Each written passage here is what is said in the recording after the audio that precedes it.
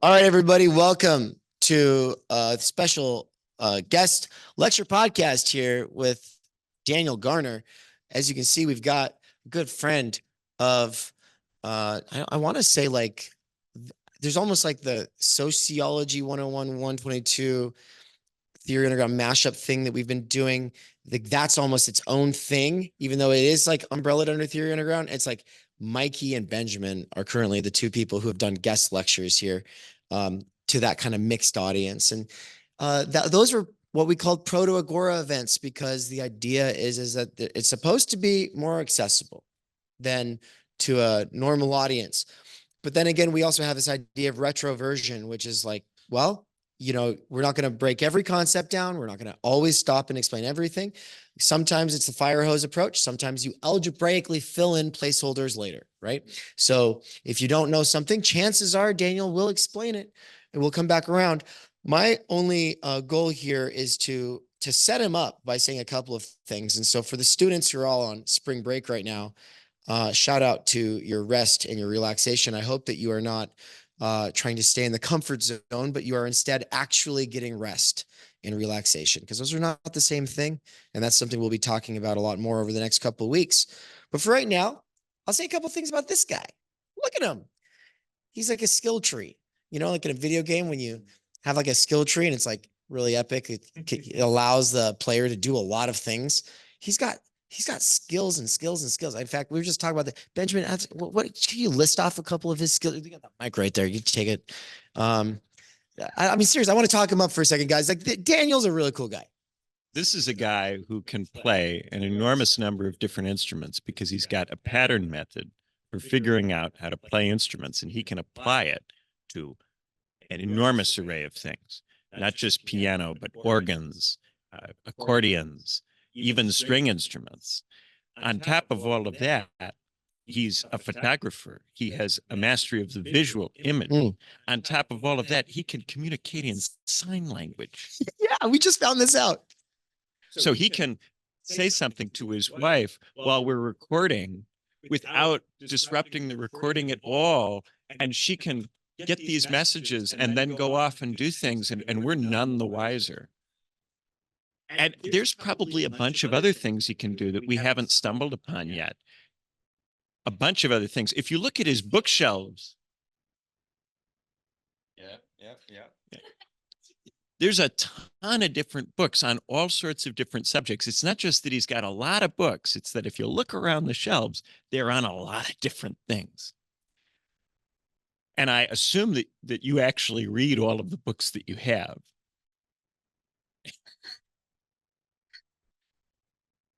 So each of those books could start a whole different conversation with him. I thought we could have a whole back and forth with me having that mic and you having this one, but thank you, Matthew, for letting us know that there was an echo because of that. I know he's all like hiding from embarrassment. I'm not done yet. He's also a dad and a husband, and they've got this beautiful place out here, and a businessman, and a lecturer, a podcaster, a YouTuber. He's a Renaissance man, right? He's reading a book about polymaths right now and talking about how we got the Renaissance man all wrong and all of this other kind of stuff. And so students, you're all like sitting here going, okay. You're just talking up your friend. Well, no, I made friends with this guy because I was already impressed. That's the point. I'm not just talking up my friend. I made friends with this guy because I was like, who is he? What is he doing? I want to know more. I want to be around that fire, warm my hands, catch a spark maybe. And so, there's hopefully going to be a lot of stuff that we'll do here in the next few days. This one in particular, it's very special to me. Now, Dale's got some books. Belonging Again and Belonging Again 2 are the two fattest and most well-known, though he also has lots of stories and poetry that he writes with his wife, Michelle. Also a beautiful, wonderful person you all maybe meet. But that's enough of an introduction, right? Sociology, it's what we're kind of here for, ostensibly, right? Whatever that is.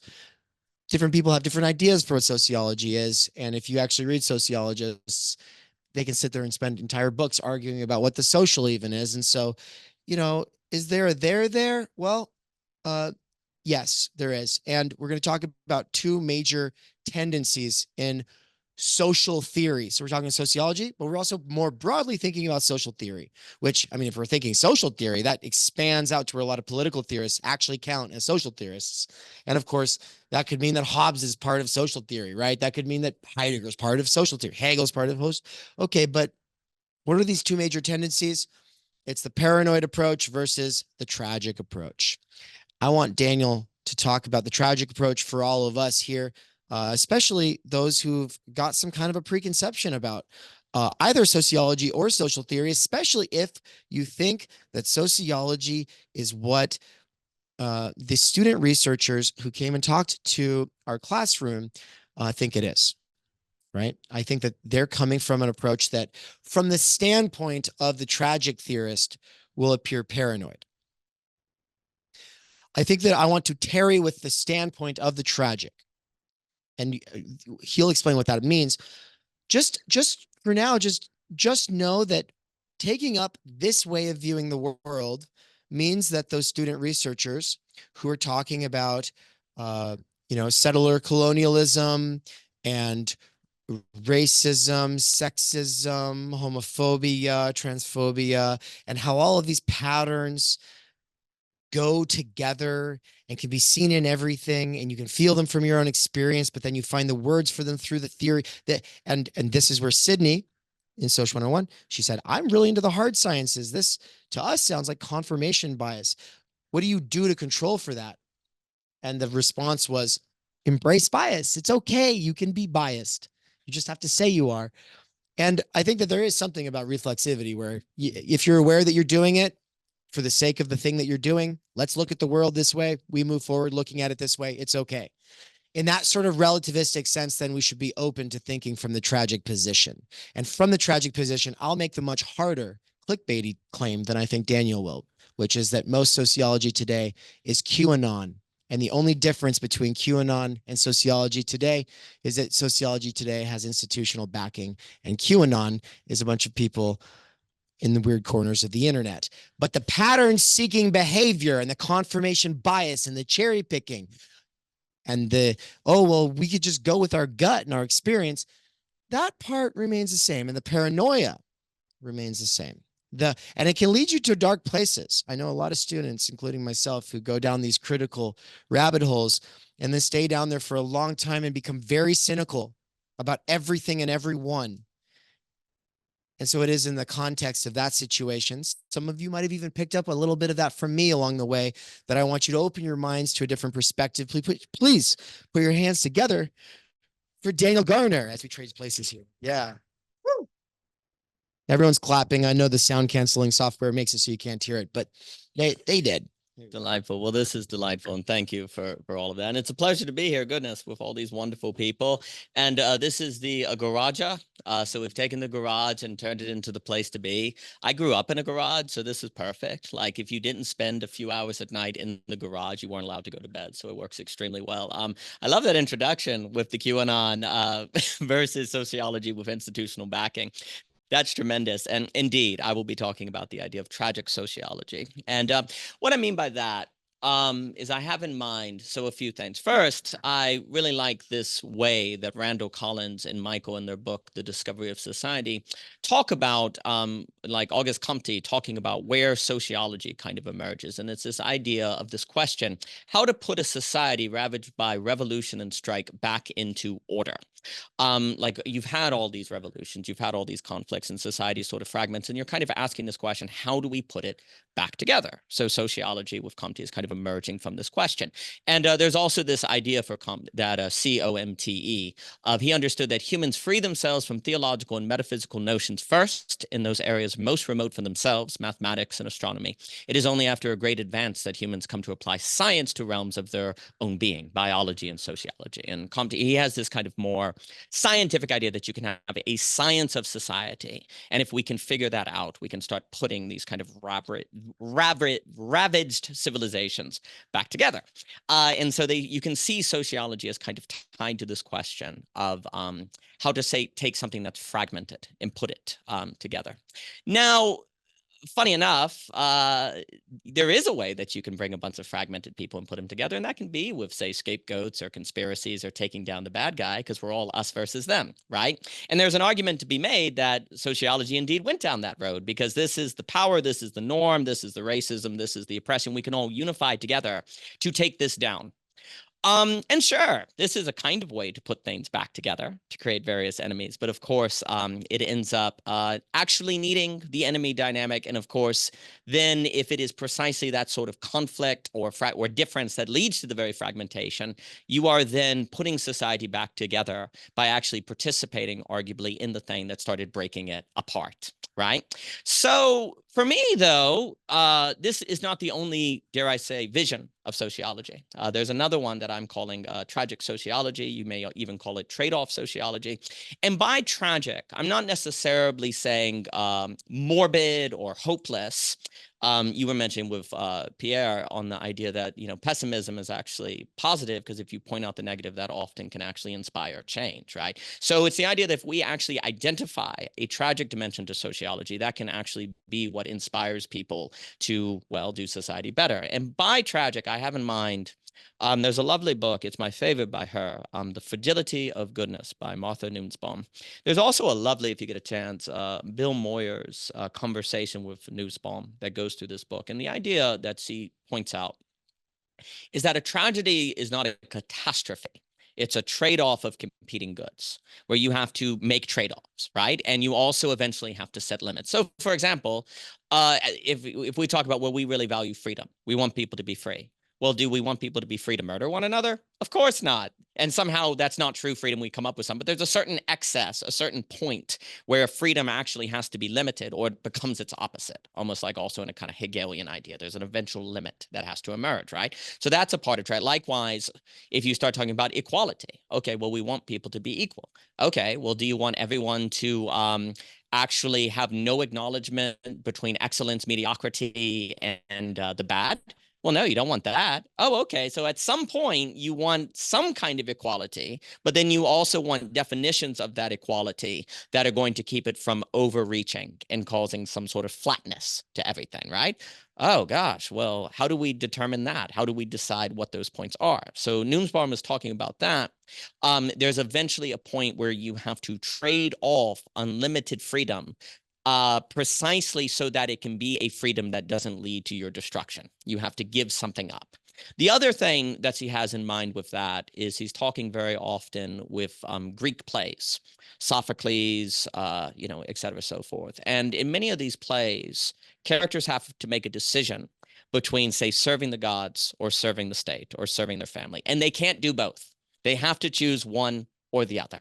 Obviously, you have Antigone, you have Odysseus, et cetera, so forth. But I like this quote I will read that she gives that kind of makes the point, because what she's also arguing is that these plays had a very critical function in Greek society. They were done in the middle where everyone could see them, because it was a civic education to make you understand these are the kind of decisions you make in politics. This is making these kind of tragic trade-off decisions is what leaders do and what we have to do to even have a city, really, like you've been in Studebaker with Aristotle talking about.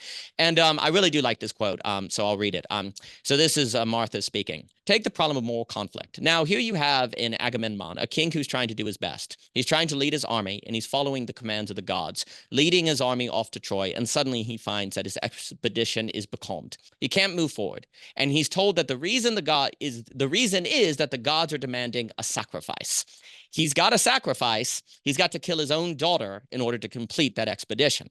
So here we have two deep and entirely legitimate commitments that he has in his life coming into an absolute terrible conflict in which there's not anything he can do that will be without wrongdoing. And at that point, he says, thinking about this, and the play says, with tears in his eyes, heavy doom is disobedience, but heavy too if I so rend my own child, the pride of my house, polluting my father's hands with streams of slaughtered maiden's blood close by the altar, which of these is without evils. Now, I think this idea that often when we care about more than one thing, and this is Nussbaum talking again, and care deeply, The very course of life will bring you around to a situation where you can't honor both of the commitments. And it looks like anything that you do will be wrong in some way, will be perhaps even terrible in some way. And this is true. The key line that I will read again, the very course of life will bring you around to a situation where you can't honor both of the commitments and you have to choose one, right? So the idea of a tragic sociology is what does it mean to have a society that acknowledges life is such that its members and citizens will be brought around to a place where they have to choose between commitments and they can't have both. And it will feel like wrongdoing to do one of them, which will lead to various anxieties and tensions that may make them look for scapegoats and attacking other people. And somehow knowing that inevitably people will have this experience, you nevertheless figure out how to hold the society together. The temptation then is to be conspiratorial. Right? It's like, well, we can do it by actually giving the enjoyment, the libidinal enjoyment of finding something to take down the patriarchy, to take down all of these different problems. But that's not actually creating the conditions where people learn to manage and even make these decisions. Because also what can happen is people just put off making these decisions as long as possible, and they then will fall into a totalitarian or a neurotic structure and have some more authority do it, right? The example I will make, because it's at hand, there was a man named Philip Rieff. He wrote a book called The Triumph of the Therapeutic. He was a Freud scholar, and he was very interested in the book Civilization and Its Discontents. Triumph of the Therapeutic, I think, is quite a useful book. Now, I have critiques. Well, if it's a good book, you will have critiques of it because it's trying to say something real and will fail, but just because it's but imperfect is part of what it is to be human. We were talking about that.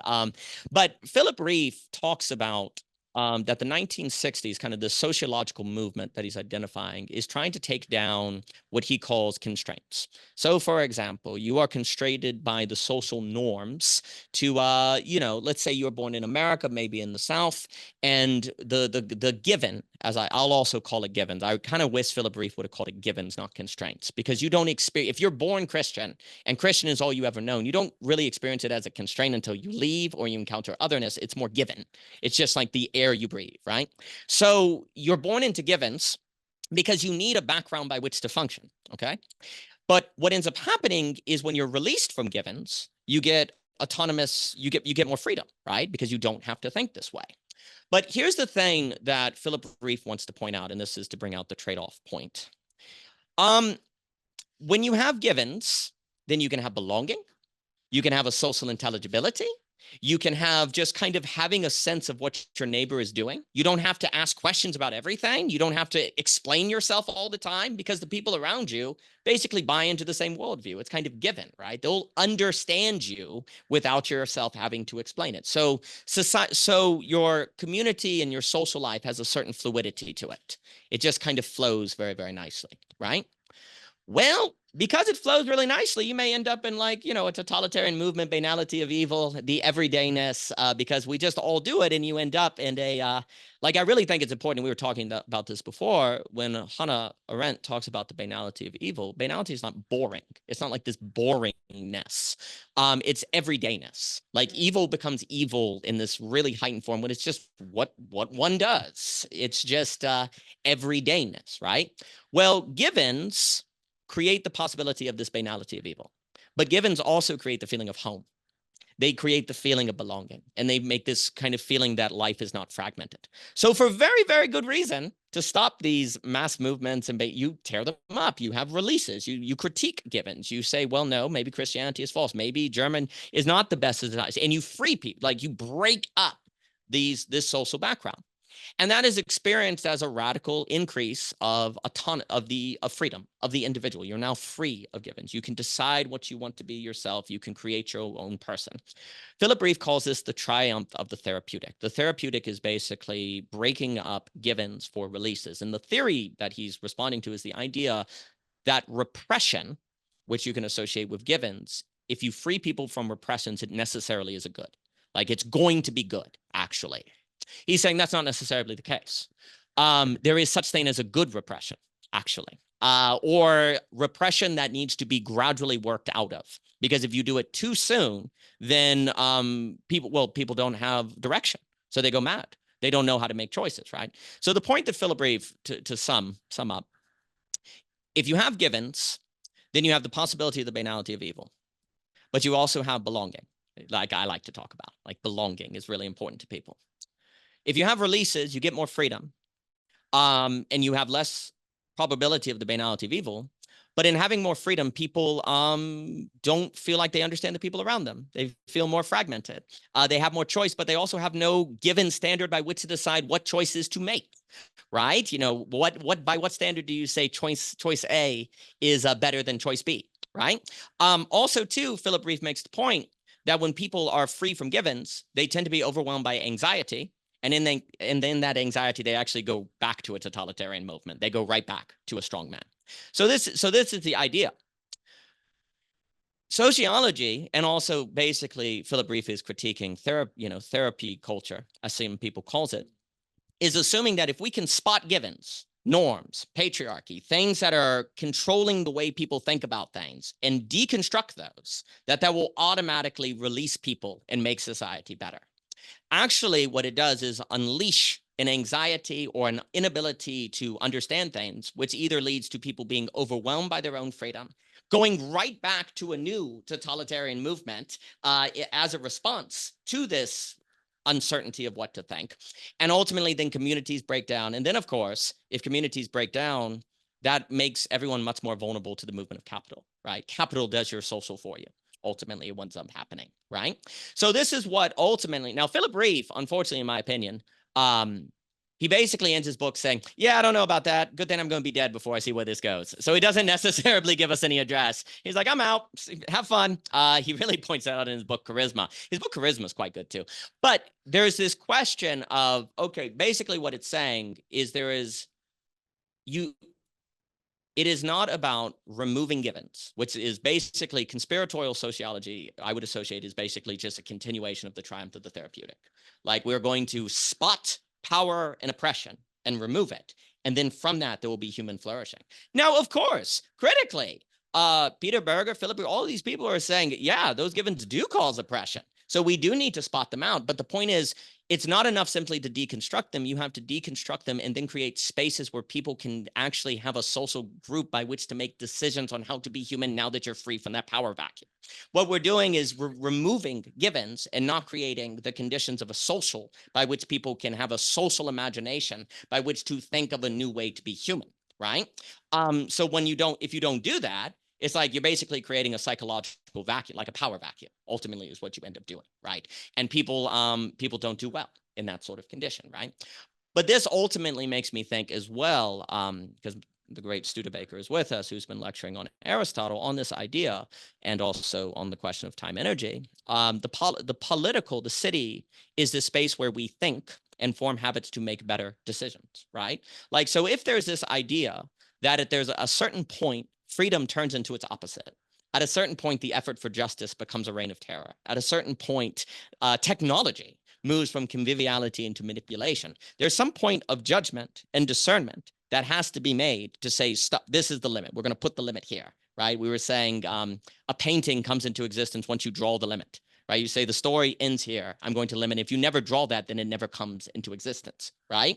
Well, so it actually is going between this movement between givens and releases. You actually have to choose what sort of thing you're going to put yourself upon you as authoritative that you choose, like a commitment, say, to theory, a commitment to, say, this community or theory underground, or you make a commitment to you that is then given. And then, though, you have to do the work of making it socially intelligible to other people, right? Because you might have something, this is kind of a funny point, like Nietzsche talks about in book 5 of The Gay Science, the idea that we can actually use passion as a way to hide ourselves from one another. Because this is my passion and you can't therefore question it, right? That actually is another trick of dealing with the loss of givens by simply finding what's meaningful and passionate to you, and then just doing that and not doing the work of making it socially intelligible to other people, or so that they can participate in it with you. So ultimately, taking seriously tragic sociology is to realize that ultimately the only way to deal with these tensions that we are describing between givens and releases, the banality of evil and like a return to some sort of strongman, is some human element, some human decision that is going to be active. the last thing I'll say, and I'm happy to say a lot more, but I'm also open to questions and any thoughts, is for me to basically to think about tragic sociology is an effort to recover what the social is. And I'm of the opinion that, you know, Comte and Randall Collins and other people like that note that sociology as a field really starts to come into existence 1780s, like it's coming in modernity, right? Well, now that's not to say there is no sociology-like thinking in history, but it starts to emerge in this period, and you can connect that with trade routes and trade and the Dutch trade and all these globalization and different factors, where then what ends up happening, the way Randall Collins describes it, is society starts to become aware of itself as a thing. Like the fish is aware that it is in water, right? And it starts to see it. So you start asking sociological questions. Well, that is when you actually go, oh, society is, you could say the term is socially constructed. It is something that humans make. It could have been otherwise in a different geography with a different, different natural resources or things like that. And once you realize it's socially constructed, the thought that can enter your mind is, well, then it's all arbitrary. It doesn't matter, right? And you start being overwhelmed with a certain anxiety. Or you can say, no, it's constructed. Therefore, we need to learn how to construct it well and how to make it participate in something that, even though it is constructed, that thing nevertheless is something that gives it meaning, like the good, or something like the beautiful I like to talk about, right? Or the human, right? That, yeah, it's constructed, but that doesn't mean it's arbitrary, right? To be the kind of subject that can handle the idea that something is constructed, and yet that doesn't mean it's wrong. That's kind of a very difficult psychological move, right? Like to see something constructed as nevertheless authoritative and important, right? It's really, really hard. And you could say, arguably, that's what education, if it's doing well, is actually training us into. So what I think, like the way I like to put it is, in that period of time, there was a glimpse of the possibility of the social and what the social is, right? But it brought with it a certain anxiety. And basically capital comes along and says, well, I'll do your social for you, because capital or economics or capitalism, it provides a way to make the people around you socially intelligible, but without having to know them, really, right? Like, okay, I might be Christian, you might be atheist or Hindu, but I know you work here. I make 80,000 a year. You make this. It creates a way to speak with people around the world in terms of a flattening reductionist metric. But critically, a lot of people say reductionist is bad.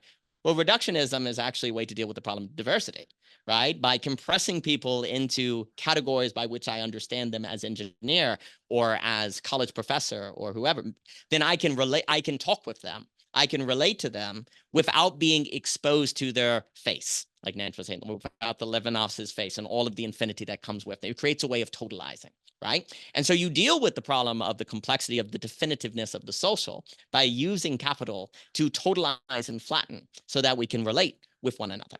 And that's basically, instead of taking on the challenge of the social, we went down the road of capital to do our social for us.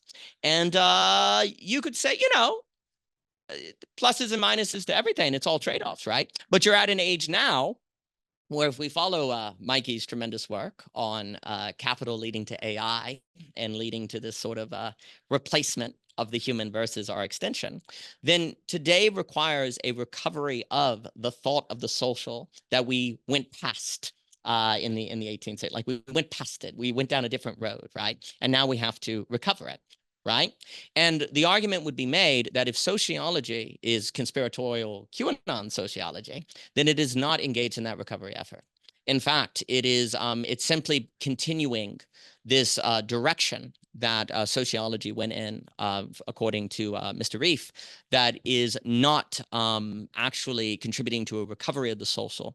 It's just assuming that we can simply improve our problem by releasing us more and more. Well, the thing that will give you the most release is capital, of course, and AI, right? That's the ultimate triumph of the therapeutic, actually emerges in the logic of AI and different things, right? So that direction of sociology will not be an address. We like to talk about explanation and address. And in order to get an address, sociology needs to see itself as a certain, in my mind, a certain recovery of the social that was raced past, which is dealing with the issue of how to make judgments and trade-offs, how to decide in what ways we're going to limit ourselves, and how to learn the skills and the fortitude and the virtue by which we can actually face the face of one another and not give in to the temptation to totalize it. And sociology can be the study of how we might do that instead of how we might find conspiracies that then we can feel good about tearing down, all while we simply accelerate the accelerationism we think we're above. So those are some thoughts. So thank you.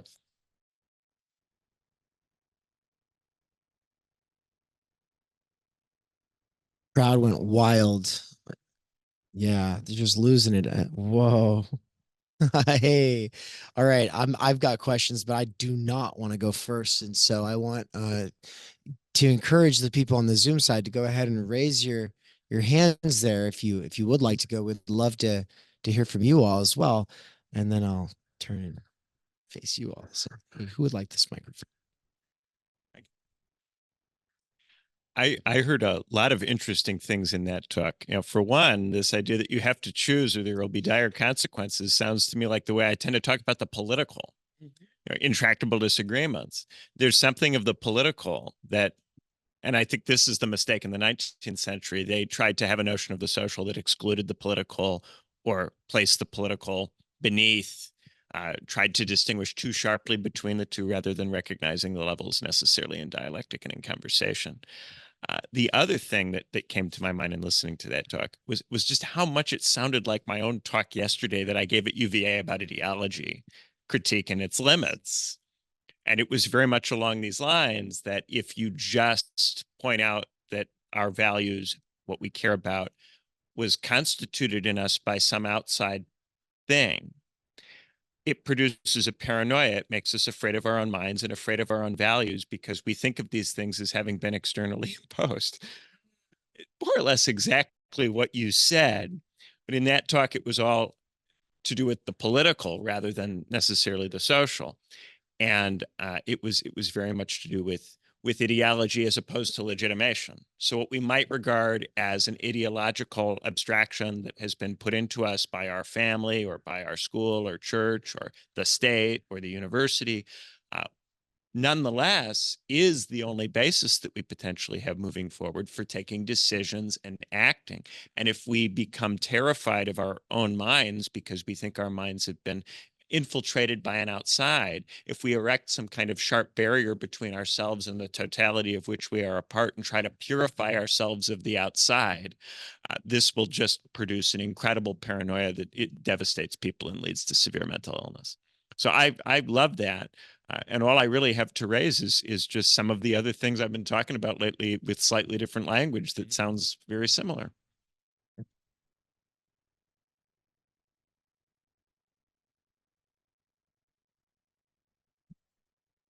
No, I mean, the intractable difference, I think that's brilliant. I think that's exactly, well, if politics isn't about that, then what is politics? That which can be replaced by engineering and problem solving, right? Like if there are not intractable differences, or as Nussbaum puts it, if it is not the case that the very course of life will bring you around to a situation where you can't honor both of the commitments, there's an intractable decision, right? I like to talk about the absolute choice. There's an absolute choice that has to be made.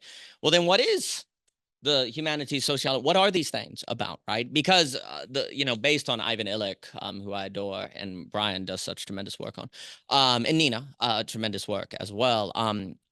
If life is simply problems and solutions, well, then we just need technology, basically. But if life is problems and solutions and quote unquote problem management or situational dealing, like design, different things like that, or dealing with intractable differences, then there's a necessary role of the human. Like the human is the being of whom finds herself amidst intractable differences, who has to make an absolute choice. And it's another way to frame this. Another way I think about it is the famous birdie and donkey idea, B-U-R-I-D-A-N, where you have a donkey caught between two equally sized piles of grain. And the story goes that the donkey starves to death because, it can't make a rational choice, right? Because they're equally sized piles, so it can't make a choice and it dies, right? To me, it is precisely that kind of situation where you can't make a rational choice and yet nevertheless make a choice. I like to talk about it's non-rational. Like in game theory, when you get a Nash equilibrium, you need a non-rational choice to get the optimal result versus a suboptimal result. The human is capable of making a choice even if you can't make a rational choice, if you will, right? And that choice, now just because I say it's, you know, I'm not saying rational is bad. The human choice entails the rational, but it also entails a dimension of not being trapped in the rational, right? You can think about it like, oh, we will make a choice on what we're going to do, and we're going to manage these sort of Nash equilibrium situations. Well, that's where the human shines. But if you in your mind never see reality of ever consisting of those sort of intractable differences, then yeah, you're just going to try to turn everything into technology. Yeah, you're going to just try to engineer and find solutions for everything because there's no situation you never have to make such a decision in. And part of what went wrong in the 19th century is that they thought that they could have a non-contradictory society, a society without intractable different disagreements. They thought that was something that they recently had and could get back or could easily get to through a few extra steps here or there. And because they thought that, they felt that the political had been overcome and had been conquered or was soon to be overcome or conquered. And therefore they neglected it. And in neglecting it, they neglected the capacity to be able to take decisions.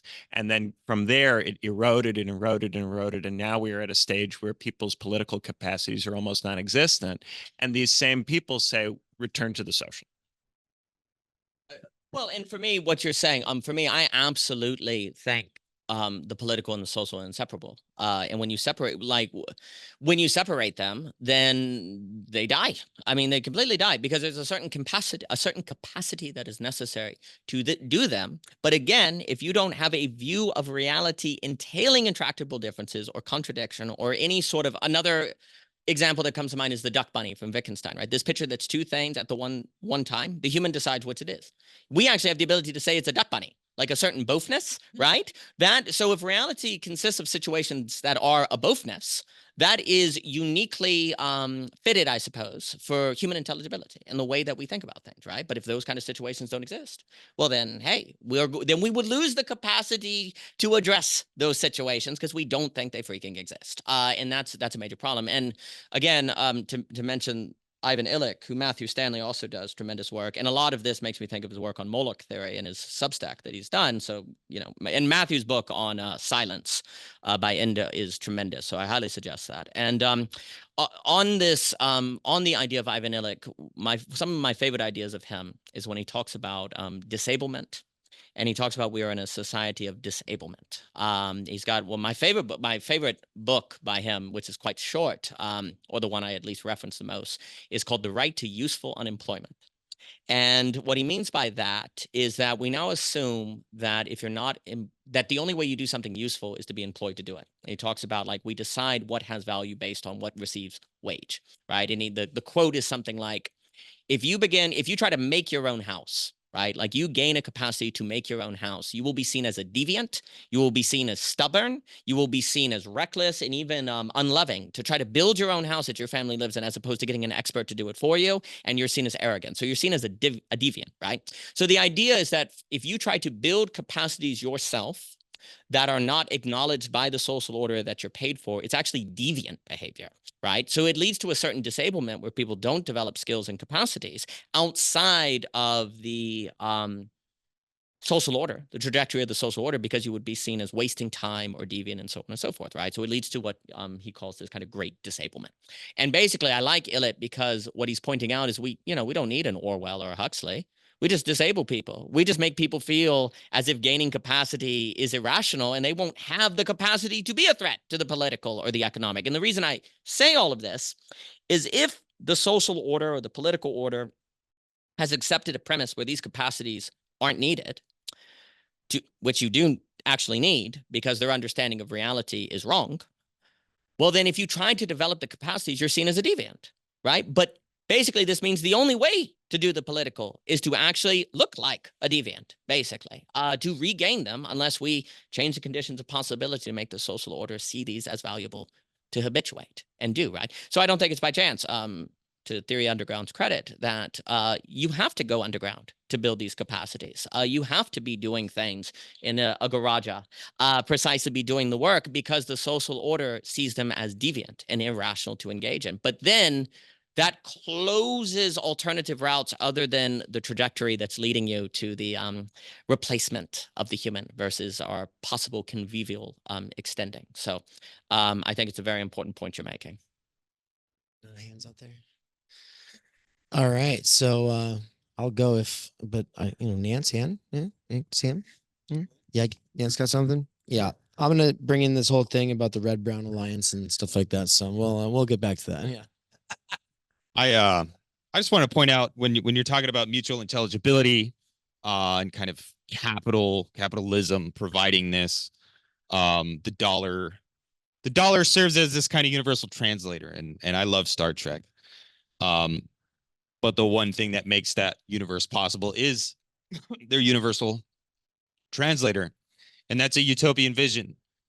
But the world that we live in is dominated by this universal translator, by this demand that we are reducible to this kind of exchange value.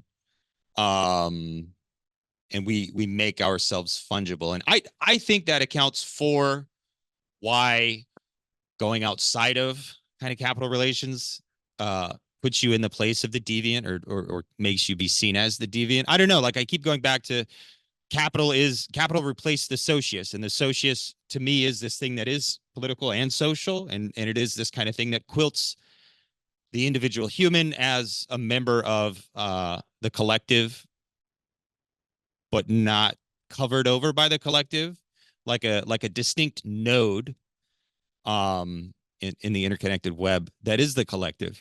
And as far as when it comes to replacing humans, yeah, I think the threat is not that we'll be replaced, but the threat is that we have turned ourselves into nothing but mindless cogs in the machine that is capital. But that leads me to doom. And I don't know. I've recently kind of realized, like, where do we go from here? This sounds great. And I think it's great. And I even feel it's great. But intellectually, there's a bind. Intellectually, I find myself not being able to think myself out of the corner of fuck. What do you think? Well, excellent. First off, on the idea of the universal translator, I think basically when I read Fukuyama, not, on the end of history and different things, there's this idea that, well, pluralism and difference, people aren't really good with diversity. We like to act like we like difference, but we don't. When we encounter difference and we find ourselves having to do the language act of explaining ourselves, we don't like explaining ourselves. It's nervous. This is where, so much of psychoanalysis looking at the speech act is bringing out, like, once you have to bring things into speech, humans get very uncomfortable, right? Because speaking is hard, and especially when we're not well taught how to speak, and people just act like speaking is just something you know how to do, right? No, a lot of the most important things seem like you just magically learn them, but actually they have to be trained and cultivated. It's not easy at all. But the idea of the universal translator, like, it would be one thing if you could have capital and it allows you to, it helps you deal with what I like to call the introduction problem. Like when I first meet someone I don't know, and it gives me some way to start the conversation, that would be great. It helps me address the introduction problem, and it's an obsession of belonging again, too. But it's actually untold how much of the social order is about addressing the introduction problem, like introducing people to new fields, helping people know how to introduce one another. We spend a whole lot of time and energy dealing with the introduction problem. Happy to go into that. But the point is that capital could be useful to help you deal with the introduction problem. Here's the problem. Capital, and this is where I think many of the sociologists would really stress this, we develop habits based on what we do. And as I use capital to compress you, to understand you, I get in a habit of doing that. And eventually I get in such a habit of doing that I lose the ability to reopen it, right? Like if I could reduce and then reopen, that would be one thing. But what ends up happening is we use our tools and our tools make us, right? So we use the universal translator and then lose the particularity in that. And we lose the ability to reopen, right? And that's where it would be another topic And it's always dangerous to mention an idea that you haven't written yet because it could be entirely wrong, but I'm feeling bold. So, there's a conservative thinker called Russell Kirk, and he talked about conservatism as an aesthetic sensibility. And one of the ideas in that kind of classical conservative thought is this idea that you have, free market, but then you also have culture, and that they're actually not the same. Like you need to have like religion. You need religion that will balance the excesses of economics. And if you keep both of those, you're good to go, right? And you can kind of maintain those. Well, you could kind of argue the assumption of that way of thinking is that the participation in the economy doesn't train your habits in the social, right? That there isn't this transfer of habits from one to the other. If they actually existed, I almost want to say dialectically, and they didn't bleed over into the other, then this vision could work, right? The problem is that what we do in the economy changes how we think and forms our habits that we bring into the religion, and then the religion begins to say, reflect.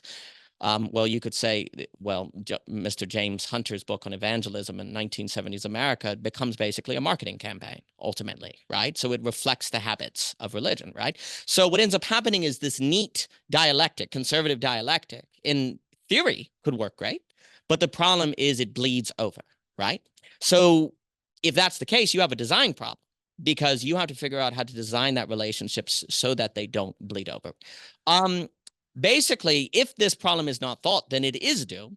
And the question is, does it feel like doom? Well, again, I'm very optimistic about feeling doom, because when you feel doom, that can actually inspire you to do things differently, because what do you have to lose? And this is where I also, well, we've talked about it before, Theory Underground. This is where, to me, what I call what we're doing here and other places online, the social coordination mechanism. We're now engaged in social coordination, where we can use the internet, these unique medium conditions of blending the online and the offline, where we are coordinating socially in ways that just simply was not possible in human history until now. And really, this technology, like we're seeing right here, I would argue this is not 10 years old. The regular access of most people to a higher speed internet, Zoom plus YouTube, where we can kind of meet people, have a sense of who people are, and then when we meet, we just get like let's put it this way. Because we all have had experiences online, when we meet in person, you're not having icebreakers. You can get right to it, right? So you deal with the introduction problem in a very efficient manner. And you can start working on creating these new habits and virtues really quick without wasting a lot of time on introduction, right? Well, if so much of the problem is the lack of the capacities to do the political and to do the social, then the more effectively we can coordinate to create spaces where we can work on that with one another, the more we can actually develop the fortitude to recover the political and the social, right? So there's a social coordination. In a way, I think about it, again, and this is of extreme generality, but you have that idea from Friedrich Hayek of the pricing mechanism. And the mechanism of pricing is it effectively coordinates resources with prices. And if, Thomas Sowell makes the example, if water is really expensive in Florida, then people send a lot of water down there, which brings the prices down. And if it's really cheap in New York, nobody sends water there. So pricing sets signals and it coordinates resources, right? You could argue that what we have now is a pricing mechanism that makes the speed of capital, based on Mr. Studebaker's wonderful book, The Way is Set. We have a way of accelerating capital, but not accelerating the social, not accelerating the human. And what you need is a social coordination mechanism that actually can help bring up to speed manners by which we become more human, to then actually work alongside capital, right? Now, it would be, well, could it ever be as fast? Blah, blah, blah. I do, I guess, have a lot of faith, just like in small bands of people that are truly committed to the human. I think basically, if you can get a critical mass of people, maybe even just 10%, who actually are seriously giving permission to a different way of engaging with one another, that can actually send signals to lots of people to make an impact, right? Like I look at Randall Collins' sociological change, theory of intellectual change. I look at Faithful Presence by James Hunter. You don't have to get 100% of people to say be interested in the stuff that we're talking about. But if you can get, 10%, which would be millions of people, and then all of them have a certain influence on the people around them, then that actually can make a difference. And let's say it ultimately reduced people's consumption habits of, say, I don't know, 30 million people by 30% or something. Not 100%, 30%. That is a significant effect, right? Now, again, I can't prove any of that. That's why ultimately, I think this kind of work can't be done, oh, we got to save the world kind of thing. But if it has potential of making that sort of change secondarily and primarily, we, as in here in this room and online, are working on extending our humanity, and we find that beautiful, and it's developing our own capacities and friendship and all of these different things, that matters. And that's how I'd like to use my time. And if it has these second order effects, so be it. So those are some thoughts that come to mind. Thank you.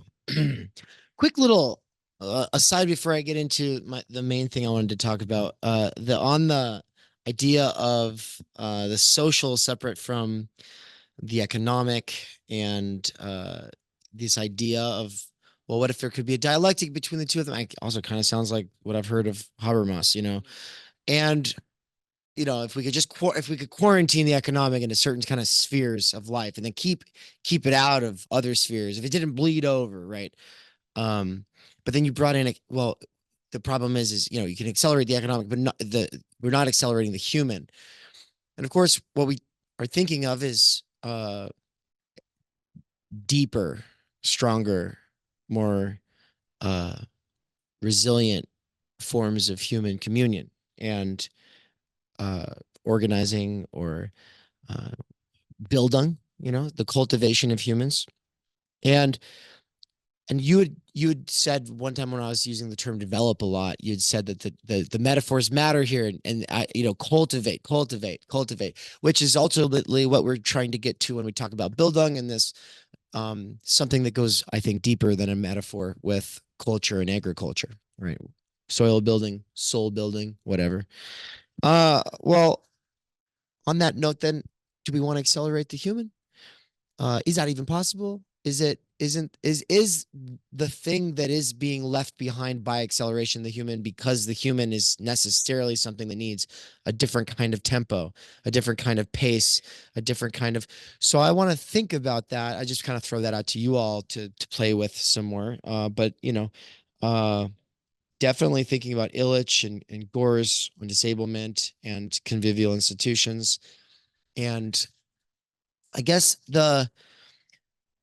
my provocative little clickbait from earlier was probably lost on a lot of, at least my students, when I said the Red-Brown Alliance. I think it's the part we're not supposed to say out loud, because it's what some of us have been accused of trying to create. And that's bullshit. And I'll explain why. And so for those who don't know what that is, the Red-Brown Alliance is between Reds, communists, Browns, Nazis. And the idea is you take the radical left, the radical right, the most extreme fringes of the two that are anti-liberal, and that you get them to work together against liberalism, because liberalism won against communism and Nazism, and in winning became itself a little fascist and a little commie in its own ways. That would be obviously like the way that Dugin talks about it in his fourth political theory.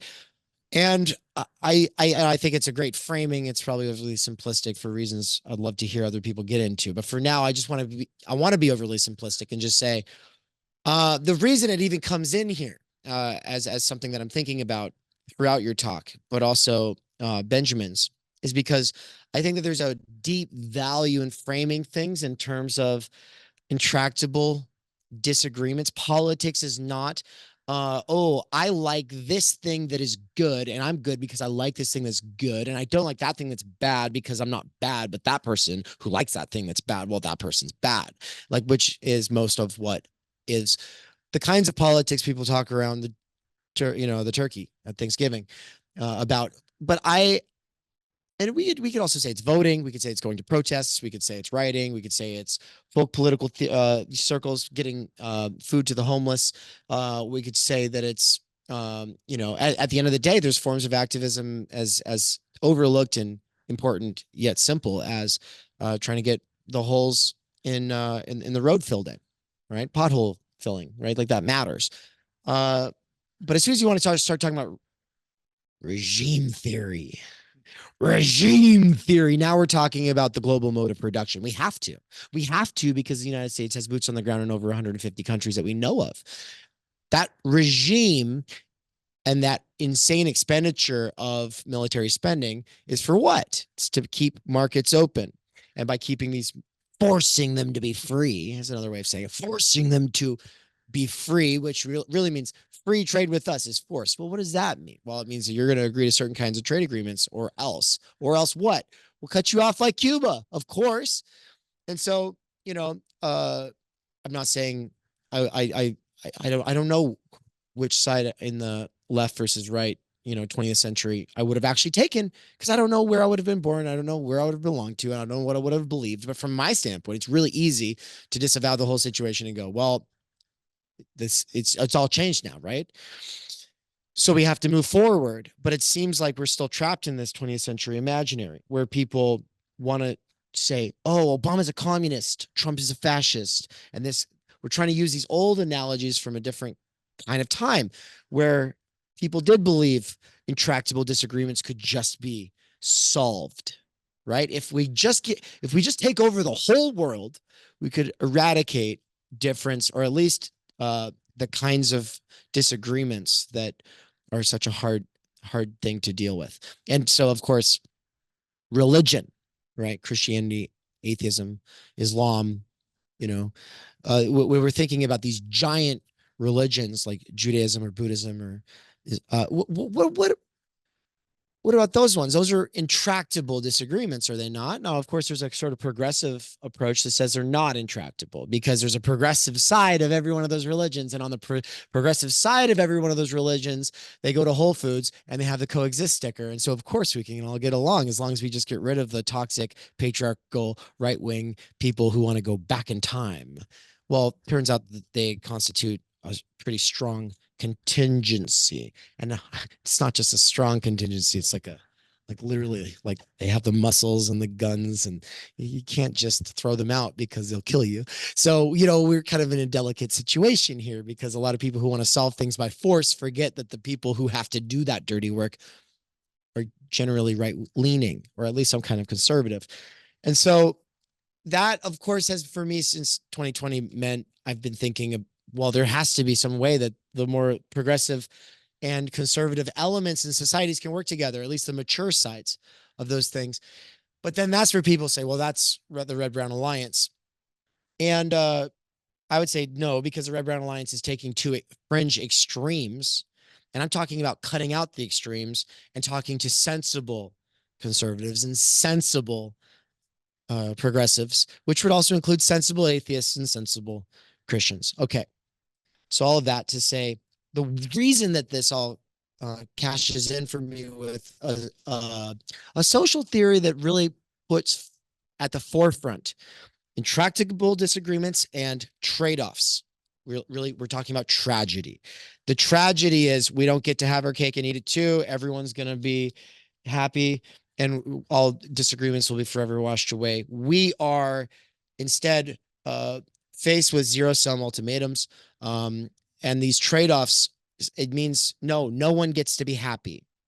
And so if no one gets to just be happy, if we're not going to have ultimate satisfaction for everybody, and if it's not even going to work for a side, if a side doesn't get to have ultimate satisfaction, then I would think that would mean that the mature people at the table, not me, but I want to look up to people at this table. I hope that they will exist. I would like to see them all sit at this table and come to some kind of agreement that says, all right, we're not all going to be happy. So then what? What kind of a thing can we do about the global mode of production that actually does something about slavery instead of just offshoring it? Right? Or does something about dangerous work conditions, not just offshoring them? Right? Well, what would that look like? And I think it does mean being hardcore realists about the fact that the political is not a place where we come to just share our opinions. When we're talking about regimes, we're talking about the intractable disagreements and the fact that there's always going to be trade-offs. And so that doesn't mean no, I'll cut myself short here. I just want to wrap it up by saying, going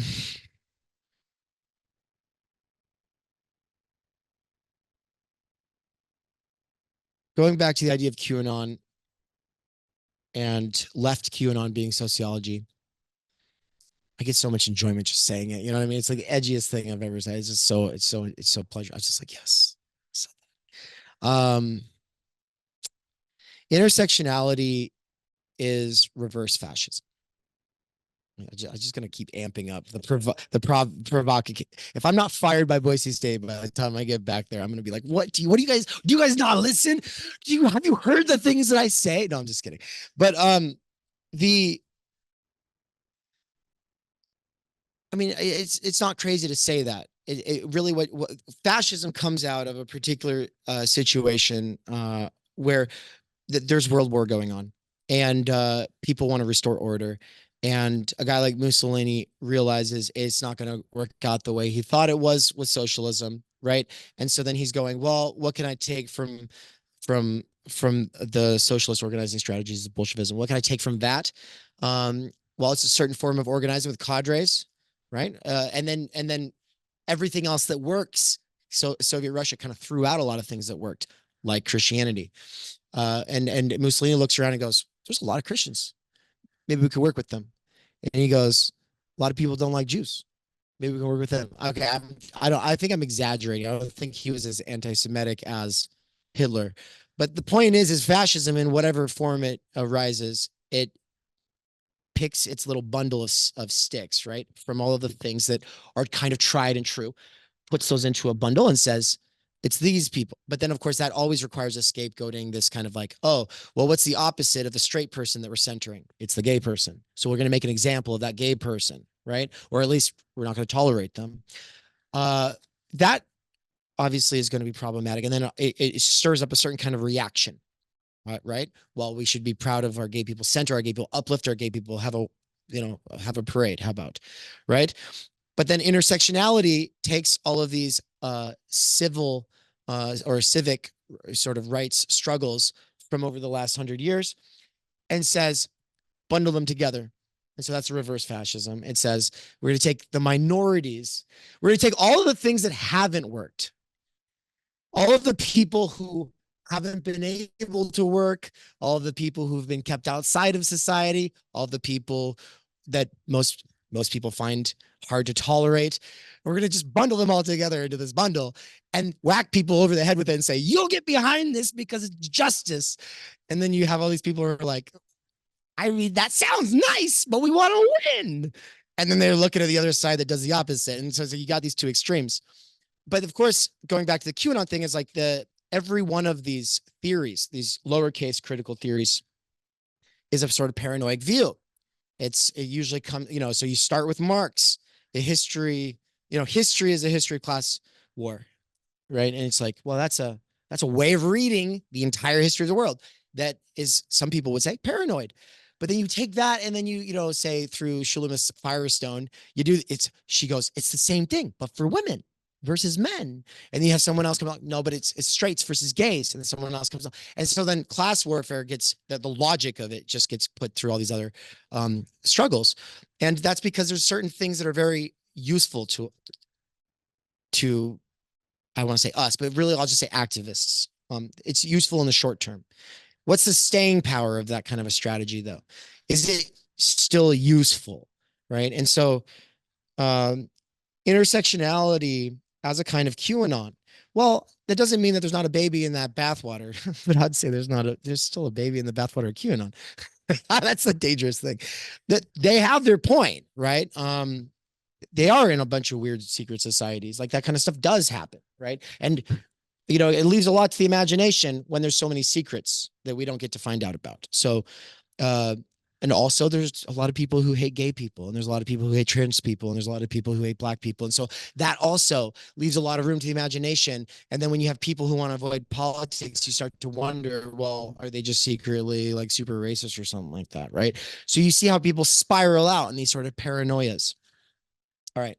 So then I want to say,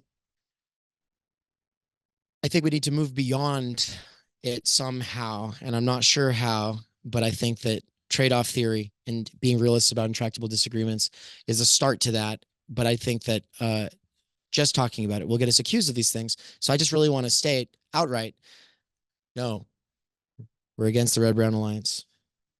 But we are for being realists about the fact that people are different. And that's always going to be true. No, well, so there's a few things. Very fair. Exactly right on this notion of acceleration, because we'll just end up in a pulp really where we accelerate ourselves to death. A way I think about it is there's always people talking about the problem of scale, right? How do you scale something? The problem of scale requires the address of spread, where you are spreading something more grassroots of a way to be social and to socialize with other people that changes their habits and their behavior and their consumptions, that then can have can have an effect on the institutions where you are not, because if you enter into the institutions, you can make a difference if you're the space within a space, the faithful presence, as Hunter said. But there's also the problem of like Marcise Olson, institutional incentives, all of these different, the movie Brazil that gets going, right? So there's this problem you can say, and just like you talk about in The Way Is Shut, right? Once you enter, like it works in such a way that you can't do anything about it, basically, right? And so there's this idea of, okay, well, if the way is shut per se, in the scaling principles, well, then is there a way to spread something that on the outside of the institutions can change people's their habits and what they do, that actually then the institutions or the market, et cetera, has to respond to, because you've created a different kind of demand, or that people want, right? And that's what I have in mind talking about, like the social coordination mechanism. Can that coordinate a different way of being social that changes how people behave, right? Like it would be a different subject, but one of the things I'm extremely critical of in economic theory is basically, I think the categories of stimulating demand and creating demand are conflated, when creating demand is different from stimulating demand.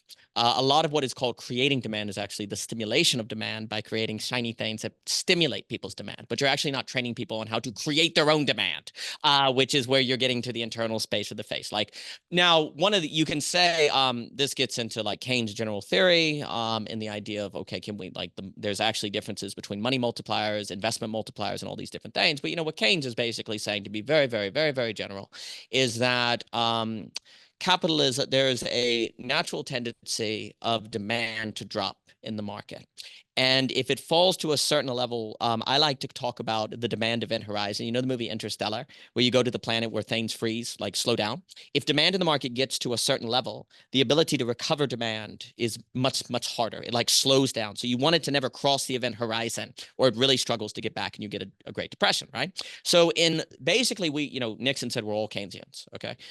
Basically, because of the paranoia of crossing the unknown event horizon of demand, we've done everything to stimulate demand constantly, always get the dopamine going, because we actually don't know at what point demand falls, that it gets beyond this event horizon and it can't come back, and you get this sort of stagnation effect, right? Tyler Cohn, Keynes talked about stagnation. Some people counter the stagnation narrative. It's a different subject, but there's this idea of that what we've done is we're like, wow, demand is really, really important in the economy. And there's also been the assumption that if you create supply, it will stimulate demand, right? I am of the opinion that eventually there are limits to how much demand you can stimulate by increasing supply. Like eventually, the first time it works really well, but the return is a little less the next time, the less time, the less time, and the less time. And right now, capitalism, capital, as we want to talk it, is in a bind, almost a kind of pathology of finding itself needing to stimulate demand with increasingly ineffective means by which to stimulate demand. So then it creates means of moving capital, moving money, and that becomes a new way to stimulate the movement of capital itself and financially, et cetera, so forth, right? In the very inability of the system to stimulate demand, I do think there is actually opportunity for those who can figure out how to create demand, which is different, to create new things that you want because you understand the good, you understand the beautiful, you have a demand for these kind of spaces, right? But this is where for me, things like imagination actually are primary. The ability to imagine something new that is not simply a product or an invention, but a different way of being with other people. And then you shape demand in that direction, and that will change how people consume. That will change how they do things, right? So the very fact, I actually am of a somewhat radical opinion that economics has actually avoided the question of creating demand. Like they just assume demand, it's just there, right? And you can stimulate it, right? But actually demand is created, and it's created by the social relations and the material, like the social condition and different things. And actually, if we reclaim the social, you begin to reclaim the ability to create demand and therefore direct demand. And that is, I think, part of the question. And so when I talk about accelerating the social, what I should have is spreading. Can we spread the social? And if you can spread that, then you can spread the conditions of possibility for the creation of demand that is categorically distinct from the demand that is being stimulated by the quote unquote system that, of course, is just going to be on the trajectory that you're currently on. And that's where, but then, of course, would be the questions of case studies from history. It's like, well, can you show me in history if the creation of demand has actually had a big impact? And that's why I get interested in like the McCloskey Great Enrichment. I get interested in the Silk Road. I get interested in where these bursts of imagination actually lead to new markets as opposed to market. Imagination leads to economics. Now, that's a giant claim I would have to justify. We think that imagination is not relevant to economics. Actually, it is that of which generates its possibility. Well, if that is the case, and you create conditions of imagining, which are social, not individual, well, then that can direct demand in different ways. The thing I was also going to say on the intractable difference, James Hunter Berger, maybe I think it's the book, The Death of Character. He talks about multiculturalism.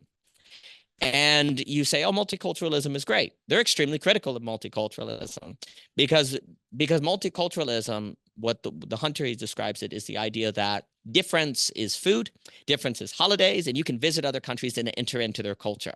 And they're like, no. That idea of difference as this kind of like the phrase that they're very critical of is the idea, even though we're all different, we're all the same. Deep down, we're all the same. And then yeah, and what they say is, you say, well, that's not such a terrible thing. That sounds great, right? It's like, no, it means there's not intractable difference. Brett. Well, just on that point, it's intractable disagreement, not intractable difference. So you can have pluralism, which can be a plurality of one, not fundamental difference, but pluralism is sufficient to produce intractable disagreement, even without taking it all the way to, say, essential difference. That would be one thing. The other thing, as I was listening to all of this, I had this thought while I've got the mic. This point about the market, the social without the political is just transactions. It's just the market. Yes. So what we can do is we can generate political capacities.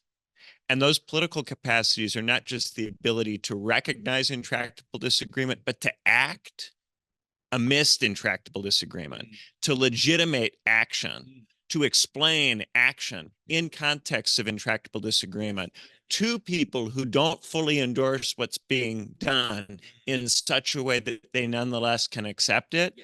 This capacity to legitimate action, these political capacities, a willingness to act and a willingness to explain and explain convincingly, this is something that can be practiced in institutions and structures that we don't typically think of as political, but which we think of as social. So if we inject the political back into what is taken to be the social, then the social is not just the realm of transactions amongst individual sovereigns, each of whom has whatever tastes or preferences they want, and de gustibus non disputandum, which is the way Raymond Geuss defines liberalism. It's individual sovereignty plus de gustibus non disputandum.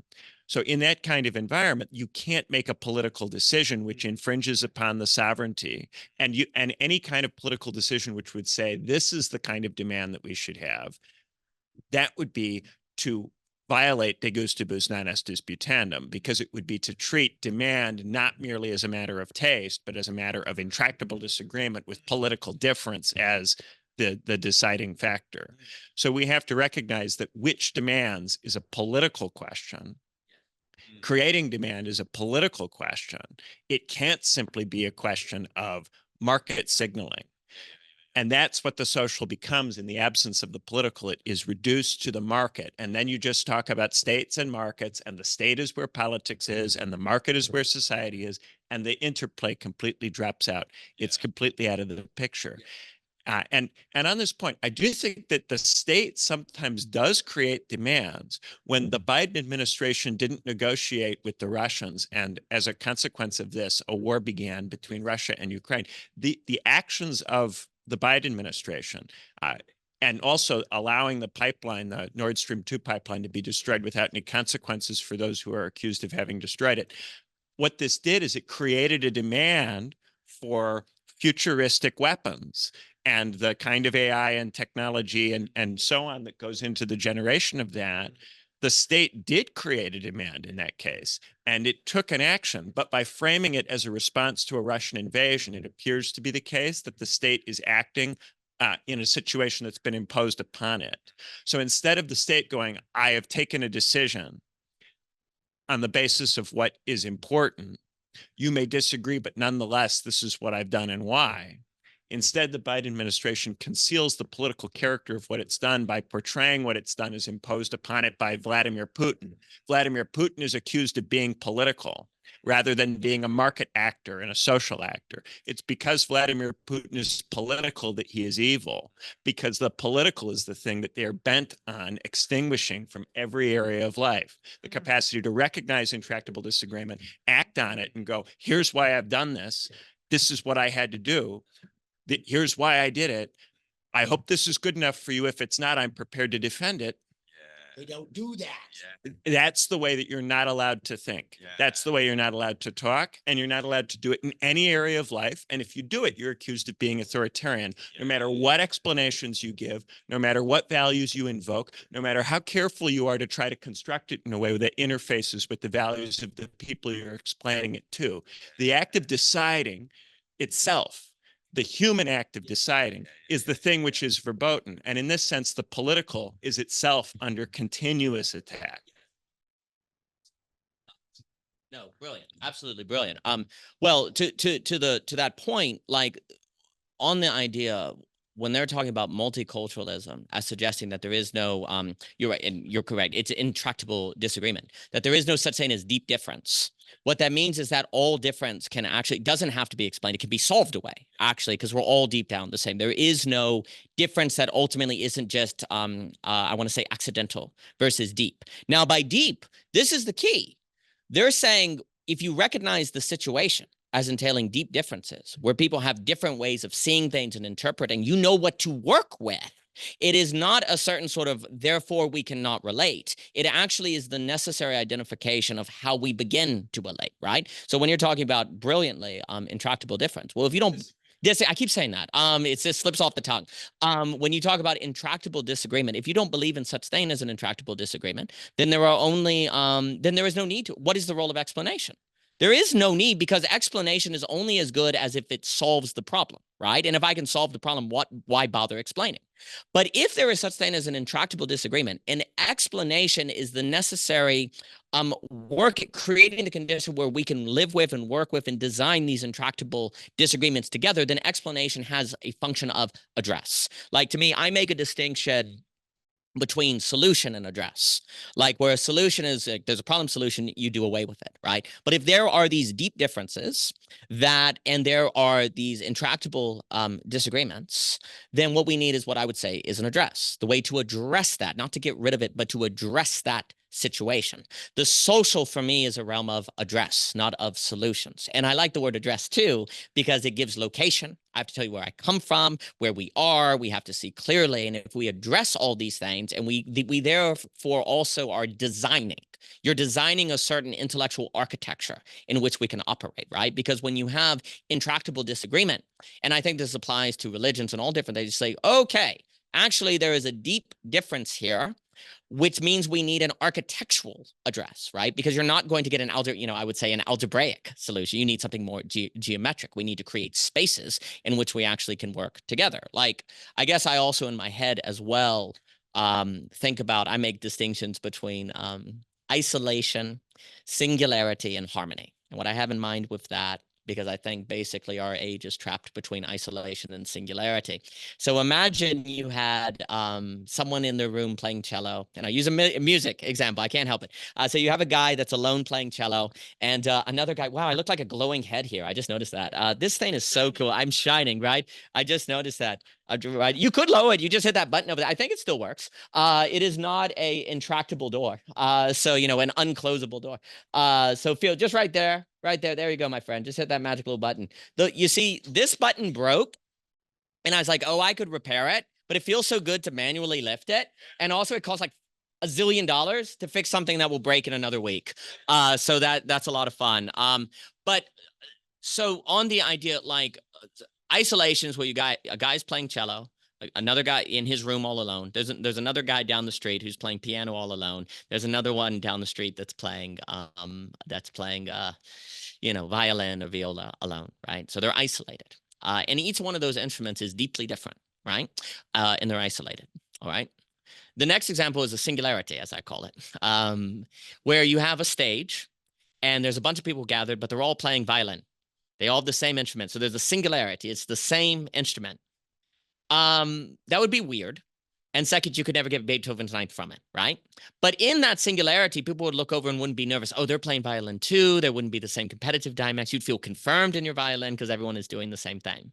A harmony, which is ultimately, I think, at least for me, what I associate the address of the social, pluralistic social that we're trying to reach, is where you have the pianist and the viola and the violin and many different instruments that have coming together. And because they're together, not isolated in the room, they could create Beethoven's Ninth. But also the violinist could look over the pianist and be like, he gets all the credit. Everyone looks at him. And the piano could feel insecure about not being the singer. And the singer could be, or the conductor could be insecure because like, I'm just moving my hands. I'm not actually being seen. And so insecurity enters the picture. But notice there is a deep difference between the violin and the piano. But that difference is not therefore we cannot relate. It is precisely what makes possible Beethoven's Ninth, right? If you can learn to coordinate together, if you can overcome jealousy, and if you've practiced enough and learned the music together, you can operate. Well, that is, for me, that also requires things like decision. You decided you were going to learn violin. You decided you were going to learn that instead of the cello and the piano, and you decided you were going to become excellent in it, and you decided that you were going to commit it to the space where you could create Beethoven's Ninth. I associate that with the political. I associate that. So. Yeah, and what if one of the musicians is committed to playing in key C and the other is committed to playing in key B flat? Yeah, you can get to a stage where they could play harmoniously in either key, but only if a decision is taken about which key to play in. And maybe they can talk and talk and talk about which key is better. They're not going to agree on which one they should play. You have to have a mechanism nonetheless for deciding what the key is going to be. And then you have to say to the musician who doesn't get the preferred key, here's why you should still play, even though it's not the key you want to play in. And you have to actually get that musician to submit to that decision. Well, sometimes history adds. That's an intractable disagreement, right? You could harmoniously play either way, but only if you actually do get all of the musicians to play. And the musicians don't agree about which key to play in. So you've got to make a choice, and there has to be a mechanism for it, and someone has to be willing to do it. And what happened in all of the boomer rock bands, when they got into that kind of situation, they all just quit and went their separate ways. They had no political capacity to decide what to play and to keep that decision going and to make it again and again across time. They often would have one person would just always have their way and go, I'm a better musician than you, so I get to decide how we play. I'm the real genius in the band, so I'll make the decisions. And that this person could never convince the bandmates to continue to play like that. And what happens? The band dissolves, then everyone goes, oh, why did that band break up? Because these people lacked political virtues. And you need political virtues to actually make music. And this is what the people who are obsessed with the social and don't consider politics don't understand about life. And it's why they can't do anything. They can't make anything. They can't build anything. And they keep trying to do their various versions of 19th and 20th century politics, and they never get anywhere because they never actually develop these capacities. Coordinating capacities are political in character. Yes. What I'm hearing is that One Direction what I'm hearing is that One Direction needed some political capacities, and then they wouldn't have broken up and devastated 15-year-old me. There's only one direction. There's only one direction that things could go. No, there were no other options. Like you would. No, you're not. I feel like that band name almost called into existence the problem. Yeah, it's definitely a piece waiting. I want to just, as a sort of meta point of order, I just ran through the house and there's some amazing smelling food cooking up there on the stove. And your amazing wife, Michelle's in there with your brand new boy. And the image though was really special. It's very near and dear to our hearts. Yeah, St. Paul Virilio. She got a baby hanging in the thing. What's it called? The sack, the carrier. And then she's got the stove going and all the stuff. And then the phone is up against the jar on the counter, and she's in the Zoom call.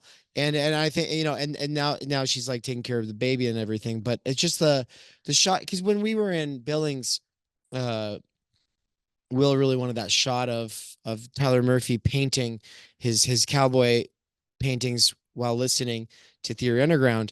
But it's just like, and those are amazing, and it's amazing, Tyler, we love Tyler. But Michelle over the stove, like listening, like that, how cool is that? And then I went upstairs to tell Will, I was like, Will, there's a shot of Will Abby just is amazing, and Will was like, I know, I want to get that. And then he's like, I'm listening right now. And I'm just like, the fact that we've got so many people on the property right now, they're all here with us, and they could all come walking in and say something if they wanted to. And they know they could, but they're also able to be with us while doing other things and doing the multitasking. It's really special to me. And so I love that we're here and that we're doing this. And maybe after dinner, anybody wants to come in, jam, do some more, we can always do more. But one of the things that we love about this is like there's this sort of more lecture kind of stage of the Agora, but then there's also this sort of the conversation that just overflows into, well, really, it's the exact same conversation that would be happening on the porch over there between you all. We're just in this sort of space for it. But as Ann said, it's more public than the ephemeral. I want to call it a stage, but it's a deck. Here you go. It's public, like, oh, look at us, we talk for the, it's like, it's for the public. It's bringing the public and bringing our friends and fellow travelers who are in Poland and Montana and wherever else into this conversation that would just happen on the porch. So it's also like, it's opening the Agora for more people, not just, oh, listen to us, world. It's like, hey, world, come on in, participate. Right. It's happening either way. I think, yeah, some people might think that this is all like a thing we do for clicks, or obviously not. There's much better ways to get clicks, but that there's all these other kinds of ulterior reasons, and maybe little bits and pieces of that could always have its point or whatever. But no, this is our love language. If you want to be overly simplistic and stupid, we were all just talking about the tyranny of the love language book. But yeah, no, it's our form of enjoyment. We love it. It's like I wake up in the morning, and before I've had my coffee, it's like we're going 100 miles an hour, and I'm like, all right, I'm not against this. This is great. And then it goes until last night, very late. But all right, that was all this meta point. Now I'm gonna check the chat as Daniel just suggested, and then we'll close this out. But I wanted to before taking that chair back, just say, everyone, please give it up for Daniel Garner, first real lecture in the Agora. Woo! Ann's heading in to help.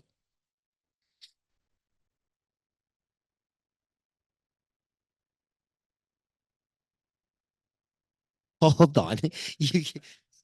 No, I was just saying, I mean, that to me, like, so in my mind, first, seeing the question of the social as metaphorically harmony, and then the political side of that is necessary for the equation is the situation where a person's like, well, I want to do B flat instead of G, right? And the ability to, well, I've sometimes used the language of negotiate or converse about that difference. That is absolutely the political. And I guess something that I like to talk about is the more you scale, then the more you tend to go in the direction of programming versus negotiating, because you want to program, you create a system to program so you don't have to negotiate, right? But it is precisely by keeping it in the realm of explanation and conversation and facing the face and dealing with those differences that you avoid it from systemizing away from the human. But you have to actually be able to engage in those political capacities. And that emphasis, and I'll give it to you, that emphasis on the political requires capacity, not just opinion, right? That is huge. And again, it makes me think of music because playing music requires capacity and training and working and developing those things. So I think that's a critical part of the picture. Yeah, and particularly, in the case where you can't just talk it out, Mhm. you could discuss it and deliberate about it, Mhm. but at a certain point, there has to be a mechanism for Yeah. taking the decision. Otherwise, the band will never play. Yeah, yeah, Whether it's getting the bandmates to vote or it's saying today you're king of the hill and tomorrow it'll be the next guy. You have to have some kind of mechanism that somebody can accept as a acceptable procedure for litigating it. I completely agree. Not that to me is where the political act has something to do also with design and architecture and creating. Like to me, I almost want to say the sublation of givens, as Reef is talking about, is something like is the design mechanisms. It's the rules of the space, of which almost in a kind of complexity theory way organically emerge from these simple parameters actually is precisely what cultivates, like a garden, the difference. But the mechanism can, because how do you have a growth not become cancerous? Right? Because at some point a growth or becomes cancerous. So you have to have a decision. If you never decide, then the social becomes cancerous. If you always put off the decision, right? You have to, as you were saying, introduce the limit, right? You have to, Hegel's talking about encounter the limit, right? So you have to have a decision. But then there's the question of who gets to decide, how you get to decide, right? That has to be integrated into the rules of the space. Maybe there's a different word, the principles of the space, the parameters of the space. Yeah, they have to be able to agree how they will solve the intractable disagreement. Yes. And so that is the political, the alienation of the disagreement up a level. Yes. Which becomes necessary because of the intractability. Yes. So for instance, we might decide that we're going to solve the disagreement by having a vote as a band. Yes. We might decide that on different days of the week, different people get to decide. Maybe if there's somebody who's really expert, or there's someone that we all recognize is really the best musician and the genius in the group, we let that person decide because we defer to them, because there's something about them that's distinctive. But only in those cases where that really is the case, or does really seem to be the case to us, because the authority of the one still comes from the agreement among the many to elevate that one. That's correct. Yeah. And in different circumstances, you would resolve it different ways, Yes. depending on what kind of intractable disagreement it is, who the players are, what it's about. It would require prudence to judge what way of resolving would be appropriate. And what some people do these days is they think everything has to be democratic all the time, or everything has to be totally hierarchical. And as a consequence of this, if there's any situation where the appropriate mechanism for resolving the intractable disagreement is something different, they miss it completely. Yes. You see this in organizations like DSA that fetishize certain procedures. Yes. Instead of thinking about what is actually the appropriate political structure for this organization given its specific needs. Yes. Well, I think that's very, very well put, because what ends up happening is different situation requires different tools, different procedures. So you have to have the ability to have multiple procedures or multiple tools, and then people, they have to do a meta choice before the choice, right? They have to say, okay, well, given that this situation is X, tool Y would be the best procedure to do it. And then now that being said is the frame, these are the decisions we have to make within that, right? So we have to be able to do that way of thinking, but it's hard enough to develop the capacity to make a choice, right? And then also, I think if we assume the procedure, if the choice doesn't go well, we can disavow it. We can say, well, it's the procedure's fault, right? Democracy is corrupt or something, right? Yeah. And this is what people historically, they just assume that they had the ability to make decisions. Yes. And they assume that people had the ability to also decide about how to make decisions. Yes. All these capacities were just assumed by people in the 1700s and 1800s. Yes. They didn't recognize how the structures they were creating would actually erode these capacities over time and diminish the people that were meant to be served by them. And so over time, you get to a stage where people don't actually have the capacity to do basic things that are assumed, that are prerequisites for the actual structures that we do have. And this is going on everywhere, even in the family. People are not able to figure out how do you resolve an intractable disagreement, to the point where we now have people going, I've just cut enormous parts of my family out because I don't know how to be able to resolve an intractable disagreement with them. As soon as you hit an intractable disagreement, it has to be interpreted as someone's trying to dominate me from outside as an alien power, and therefore I have to cut them out of my life to protect my freedom or my liberty from them. That's exactly. Well, and to me also what's so critical is we don't see intractable intractable disagreement. I will get it straight. As a good thing.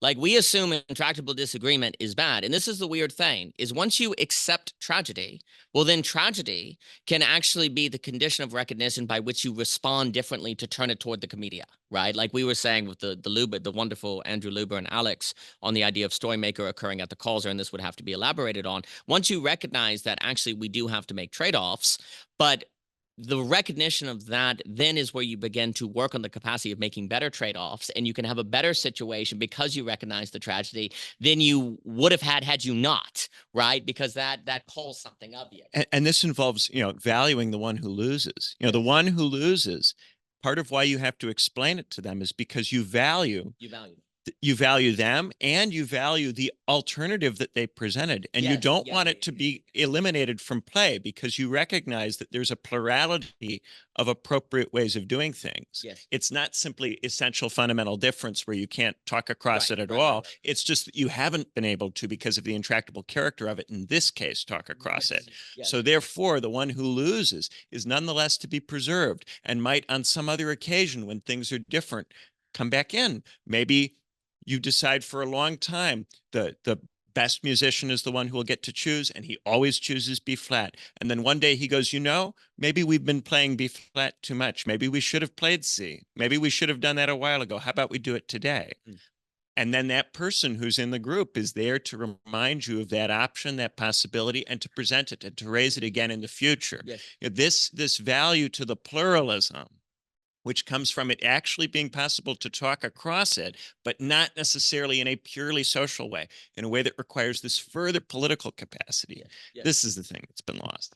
Well, and to me also on that, brilliantly put, is that if you recognize intractable disagreement is precisely actually why I'm not a slave to, say, problem solving or autonomous rationality. There is a certain limit to what, say, rationality can do because it cannot do away with intractable disagreement. You can view that as a terrible thing, but actually that then makes it legitimate to consider other ways of thinking and acting because intractable disagreement exists, right? If it didn't exist, then in a sense, you would have to sacrifice everything on the altar of, say, rationality, because it could, in theory, deal with everything, right? And there would be no hope of actually not having AI replace the human being or not systemizing the human being out of existence. It is precisely the intractable disagreement that makes legitimate other capacities of thought and interaction by which to address those intractable differences and to actually say, well, can we actually relate then? Okay, we have these disagreements, but that makes it legitimate to then relate on terms of, say, beauty or the good or in skill or in spaces and different things. And then also I just think about, you come to appreciate, and I'll give it to you, intractable disagreement when you realize your encounter with the face of the person of the intractable disagreement makes you think things you would have never thought before, and you have conversations you would have never had before. I don't want to romanticize emergentism because there is some romanticism of that, but there is something to be said that it is precisely in the space of the intractable disagreement that surprise occurs, the encounter occurs, where emergence happens, where magic occurs, you could even say, which then if you realize, wow, it's because of intractable disagreement that is possible, you become grateful for it, and you want to learn to interact with it and to address it, as opposed to tolerate it, which is A.C. Conyers in his book, The Long Truce, talks about how tolerance has had a problematic tendency when it's gone in the direction of, I actually don't like your difference, I actually don't like, but I'll tolerate you, right? As opposed to actually seeing a potential there that otherwise would not be possible. Yeah.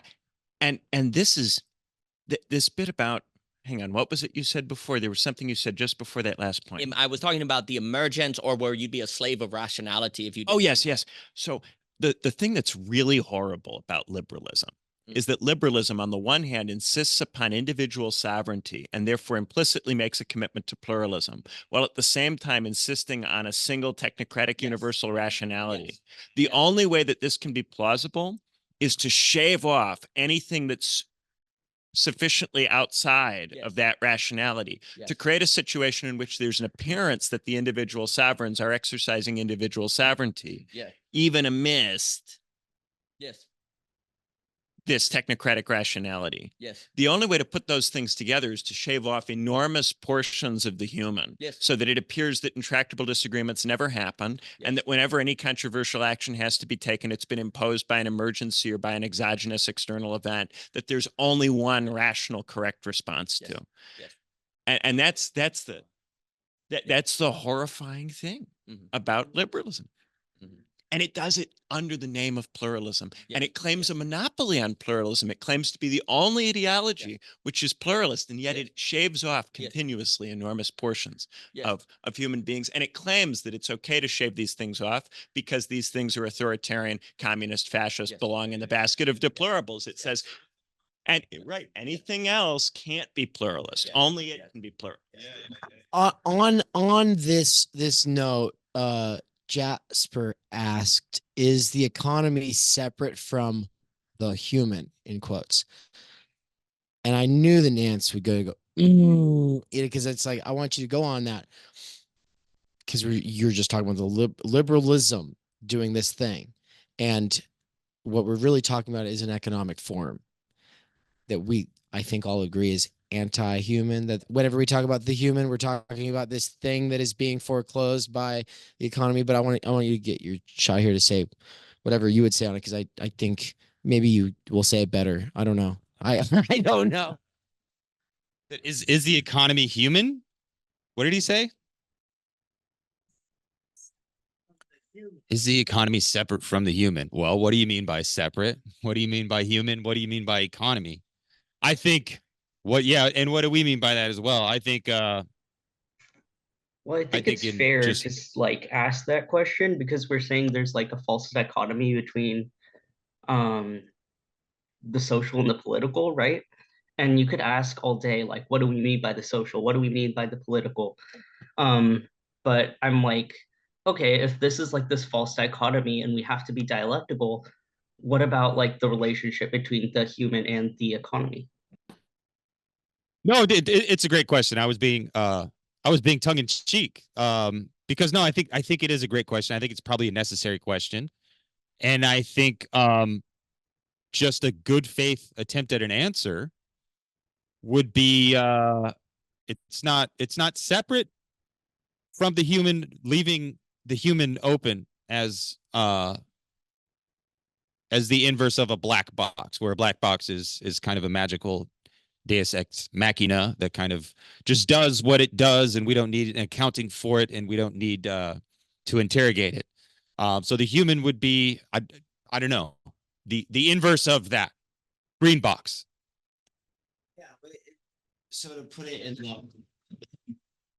the terms of the green box and the black box and the red box and all these different boxes, they're just ways of kind of bracketing or categorizing like general tendencies in theory, right? The red being the critique of political economy, the black being the problems of epistemology and trying to speak across the niches in the post-class fractured mass, and the green box being, is there something natural that needs to be that we need to be realists about, not gone back to, but the way that we talk about it is, if you stop paving the roads, eventually nature grows back through, right? Like the nature will burst out. It'll burst back through. Well, what happens when you stop schooling people, right? And you instead equip those people with T3 institutions where they have time, energy, tutelage, and well, I like to say the time, energy to cultivate, to discover and then cultivate talent under tutelage, right? Well, it's a very different thing than training people to be to fit into a place in the relations of production, right? And so the idea, time, energy for me, right, and I think for all of us in some way, is crucial here. If we're virtually purposive creatures, meaning there's nothing natural about me ending up being in a certain career my whole life. No, that's not natural. I mean, maybe I have a predisposition that cuts me out for it somewhat, but I could have been a lot of things, right? And maybe I have a lot of talents that had to go neglected so that I could pursue this thing for capital, at the service of capital. So time, energy is the thing we need to be able to open up our horizon of possibilities, to be able to actually do something with our lives outside of the dictates of capital. That's what we mean by the human, the ability to choose and do things with other people outside of the imperatives of capital accumulation and surplus value. And those T3 institutions will allow us to break time-space and enter the ethical dimension, which is a parallel dimension that exists on the surface of planet Earth. We just don't have access to it right now. We need to open portals to it. And that might be done through T3 institutions erupting from the morass of the kind of postmodern malaise that I think blankets the Earth. But is the economy separate from the human? No. I think the economy hangs down below our kneecaps. I think the economy is something, it's an imperfect solution to necessity. And it's like a duct tape and shoestrings approach to meeting all our base needs. And again, going back to this kind of split between the metabolic meat bag, the animal, the base, physical vehicle that this intellectual, spiritual, symbolic signifier thing rides around in. Like we are both, and there is a split. So no, it's not separate from the human, but it's like the gum on the bottom of your tennis shoes as you walk down the street. It's a thing that must necessarily exist. But it's a thing that we're currently allowing to dictate every decision, and they're not decisions. Like they're non-choices that we make. They're false choices. They're these kind of predicaments that we find ourselves in, and we're not allowed to enter the ethical dimension. We're not allowed to think with our higher capacities. We're not allowed to encounter the face or the voice of the other. We are always stuck down here in the mud with toil and necessity. Now, toil and necessity are a good thing. Toil and necessity can build character. They can help cultivate, and they can help you see things that might, get in your way and trip you up as you try to climb Mount Improbable. But no, the economy is not separate from the human, but the human stands upon the economy, like the human rests upon the economy. So I guess that comes down to your interpretation. But no, the economy should be like a Matchbox or a Hot Wheels car that we can make it do what we want it to do. And it is ours. And I think it can be contained within us. But right now it's the other way around. Like right now we are being contained by the economy.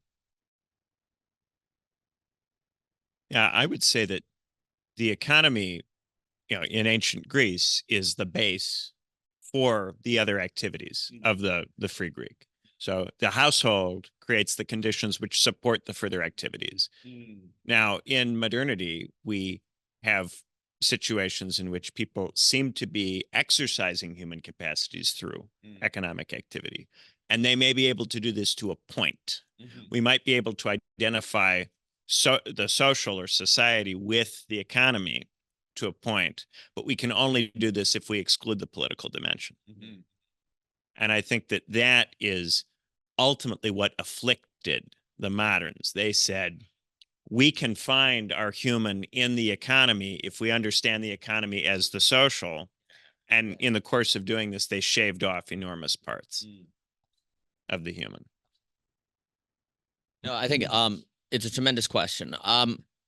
To what Mr. Studebaker just said, that's very important, is that if you say define economics, you define the human being as the quote unquote rational animal.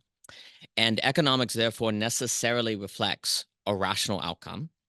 Then what ends up happening is that it is therefore rational to let the economics be the primary engine of human operation. And everything you shave off is actually making the human more itself because it's becoming more of the rational animal. And therefore, you're not shaving anything off, right? It's more like chiseling to the statue of David in the marble of block, right? So this is where this is where economics, you could say, economics has become problematic because, you've thrown out metaphysical questions, right? Like when you go back to, not to romanticize it, but it is very interesting when you see like Adam Smith having conversations with David Hume and Reed and Hutchinson. Like there's a philosophical heart that is at the question of like what's going on in economics. And then it's tied to this question of how do you motivate people, right? Like, are people motivated by the moral? Well, it's like, well, maybe they're motivated by the rational, or how do you get people to do these things, right? And so what ends up happening, like a way I would put it, is basically we still have economics as the question of the rational animal versus more of a, say, psychoanalytical subject or the virtuous subject, right?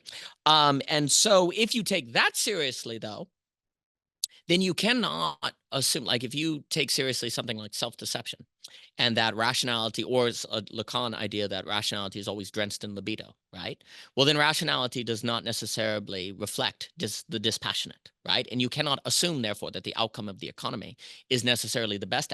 Let's put it this way. Even if it was the most rational outcome, the most rational outcome is not necessarily the best outcome. The conflation of rational and best is the main mistake. Because you, like, for example, if I say the market is always rational, sure, but does that mean it's always best? That would conflate rational and best. And that only works if rational is the only thing you need, and you don't need the rest of these dimensions of the human being, and you can shave them off, right? So to me, also, what ends up happening is that in a funny way, because, economics, house in order and different things. And the funny way, the problem is precisely that the economy is not separate from the human. Like what the economy does is also what the human's going to do. And we have, and the economy defines the human as just a rational animal. And thus we're stuck on that trajectory, like a Kafka hallway or different things, right? And this is where, to me, like many economists, to be very basic, supply and demand, right?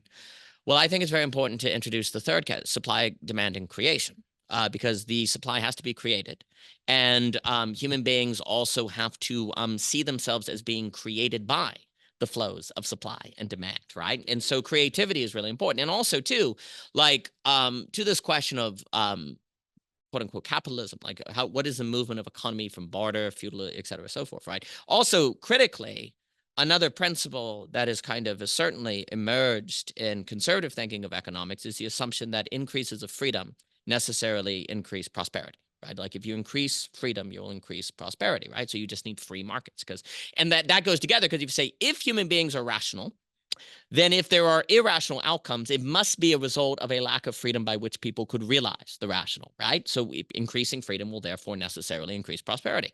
This is, funny enough, not a notion found in Adam Smith. Adam Smith does not have this idea that increasing freedom leads to prosperity. It's actually more so that it's kind of like the famous ideas, the silver buckles, all of the feudal lords bankrupted themselves on buying these goods, and that increased freedom. But the freedom came after the creation of goods that tempted the feudal lords to bankrupt themselves, right? But the question of freedom necessarily leading to prosperity is not necessarily there, right? So the question is, what actually then creates prosperity is kind of like, if we're talking about prosperity in this kind of way. There's many sides to that. Well, please, Studebaker. I had a little thought. I wanted to continue extending the music metaphor. Please.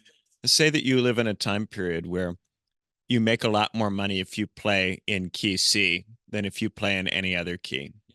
And indeed, the only bands that are able to make it commercially are those that play in C. And if you play in any other key, your band folds up. Yes. Well, it would seem stupid then, and silly, and probably barbaric to play in any other key. Yes. And so you would say, you mustn't play in any other key. That's silly. That's mystical. That's nonsense. Yes. Now, you may eventually get to a point, therefore, where the capacity to play in the other keys has been lost. And then it might turn out that you can't even play in C very well if you haven't learned the other keys. Yes.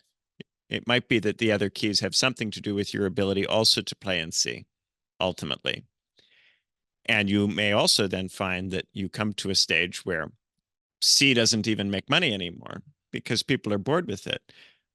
And in fact, people may be bored with music in general because it's always in C. And so music in general comes to be neglected, and people get involved in completely different things. And before too long, you can't sustain music at all as an activity. Right. And so therefore, all of music goes because you committed to C. But all of this language requires that we have as the premise that the band has to make enough money to sustain itself. And if you operate within that kind of language box, then the only arguments that you can make for the other keys is that they might eventually make money, or you might need them to play and see. And so this is the way in which liberalism circumscribes the thinking. You're not allowed to simply go, who cares if it makes money? B flat is fucking cool. It's the expression of my condition. I have to play in this key. I need to get this off my chest or I'll die. And then they go, well, then you deserve poverty. And that's the part where we're juxtaposing this economic interest to this, what we call a human interest. That's kind of, I think we've all been trying to get at that basic idea. Now, Jasper had said a bunch of other things here. I think they're all really good. But I think there's also a little back and forth here with Matthew, but Matthew had to dip out as did Wukas.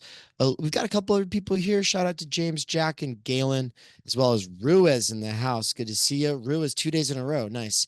And Tyler and Will. Tyler's here. Tyler is here. What? Tyler is here.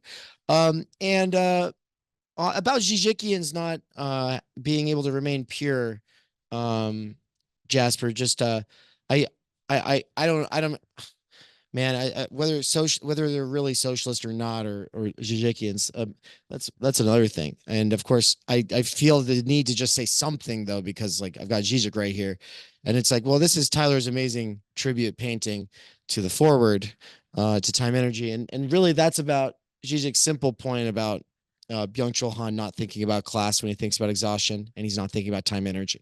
That's all.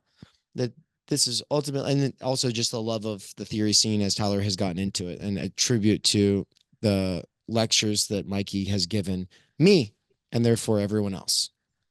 That's trying not to a get into dig some at of the Žižek, basic concepts. for sure. What's that? That's not a dig at Žižek for sure. I'm just saying, like, okay, if we put him in like a position of political power, like God knows like what kind of stuff would be like necessary or like mistakenly happen. We're probably never going to know.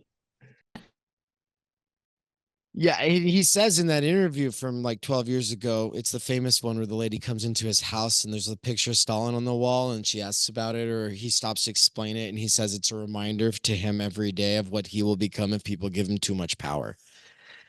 Which is just really, I don't know. It's sweet. I don't know. He's just saying, don't give me power. Like, what can I say? And I think he's always had this anxiety of influence and of his fame and not knowing what to do with it. And so he always does little things to undermine it like that. It just works out in his favor, obviously, thanks to the medium. But closing thought, guys, anything? I'll hold the mic and stick it in your face. 10 seconds. Love you. What he just said on the C, getting trained out of it, to me, this is extremely important. This is where I have sympathies toward, if you just have economics that thinks in terms of supply and demand, you actually lose the ability to create demand. It stagnates. Your supply then will desperately kind of try to re-stimulate, and you get to this vicious auto-cannibalistic cycle, where if you think of supply, demand, creativity, because now Dietrich McCloskey, who I like, emphasizes that it was the great enrichment in the 1670s that made the capitalism what it is. And where did the great enrichment come from? It came from, this is a very truncated argument, it came from basically people having a change of ideas. Work has dignity, and people should be free to do the work that they want and let them pursue basically their passion. And if you do that, you know what they start doing? They start tinkering and inventing stuff like air conditioning to solve and to improve their material condition, right? And so you get this explosion of invention. And what McCloskey wants to emphasize is that wealth is more of a result of invention, not just having more money, right? You could have all the money in the world and you couldn't buy a laptop until someone invented it, right? The problem is that invention then gets used by capitalism to actually just move toward money flow versus that creativity and that different emphasis, right? And then problematically, the very creation of wealth from creativity generates new habits that makes everyone go into C and lose the ability to create. And then actually the creativity that you had, the creative wealth, becomes a curse, right? It becomes disabling in the Ivan Illich sense, right? So that's the irony. We were talking about irony, right? We had this great enrichment that ironically now has led to our great disablement. And also critically, disablement for Ivan Illich, thus, like, it becomes the condition to make you believe that there is only C and you can't go beyond C. So then you get stuck in that, which creates the habits that then you lose the ability to even play that, and it becomes stagnant and it loses its life, right? Like, you have to have that human, the political and the social is necessary to actually make you even care about C, to make it more dynamic, to make supply and demand actually reflect the human, if you will. Otherwise, it becomes stale and empty and cheap and different things like that, right? So there is a question of, ironically, and I would have to elaborate this, and I'll give it to Studebaker. Ironically, economics, that is the great wealth that we've seen of technology, of which have made possible the social coordination mechanism, please note, created the conditions of a forgetting and amnesia of the human that made that creativity possible, that then it doesn't recall that in history. So it buckles down on more supply and demand, and thus ends up stagnating itself and becoming auto-cannibalistic because it forgot the thing that created those very means that now it is destroying itself with. And that requires the recovery of the social and the recovery of the political, that you will not do unless you take seriously intractable disagreement. More to be said, but those were thoughts. Yeah, so in my close, I want to highlight some of how this happened today, right? So Dave and Will made a point to show me that you had a method for learning piano. I'm initially thinking, I am a clod with musical instruments. This is cool that he has a method, but I'm probably not somebody who can get anything from it. Nevertheless, Dave and Will go, no, you must allow Daniel to teach you piano. And I go, this is going to be terrible. I'm going to be awful at this. However, one of the things I do is that when I go to something like this, I commit myself to submitting for the time in which I am in the presence of a group to the political judgment of the group, to its consensus. I decide not to simply go, I can't play piano, even though that's what I think, that's what I believe. I think not only can I not play piano, I can't learn anything even from trying to play piano, I think. Nonetheless, because when I come into a group like TU, or I come into a conference, or I come into anything, I go, I'm committing myself to the rule of this thing that I'm in while I'm here. And it's exhausting, it's tiring. I like to go home and do my own thing. But when I commit to something, I submit to the consensus of the thing. As a consequence of this, I'm exposed to something that I would not have agreed simply on the basis of my own wisdom, judgment, thinking, to have been exposed to or submitted to. Then after that, it's not that I become amazing at piano, but I become good enough to see what he's up to. And then that causes me to have this understanding of music as a theory of something. I learned more about music in 20 minutes with Daniel than I learned in 33 years of my life. And then from that point forward, now I have something about music that I'm able to put in conversation. I had read Plato talk about harmony and talk about music in dialogues. I understood in theory that music is a very effective analogy for talking about things that I like to talk about, but I had never actually learned enough about it to actually deploy it in any kind of effective way. And I recognize this as a gap, and a gap also that is with me in the Platonic dialogues on some level. I'm not fully in there with Plato when he makes references to harmony and when he makes references to these things. But because I submitted to the consensus of the group, I got an experience I would not have had on my own. And then this experience enriched the thing that I do, which is talk about theory in this conversation. And so everything that I was able to do in this conversation came from things which in one sense are fundamentally alien to me, and come only from my willingness to submit to the political decision of the consensus of the group. People who think they're already complete and that they don't need to sometimes be coerced by other people into doing things they wouldn't themselves choose to do through a political process, never get these kinds of experiences, never get them, and can only regard them when they do get them as traumas. Yeah. But no, it's wonderful. It's wonderful. But it requires actually being able to commit to the thing and to be able to take the decision of the consensus. Yeah.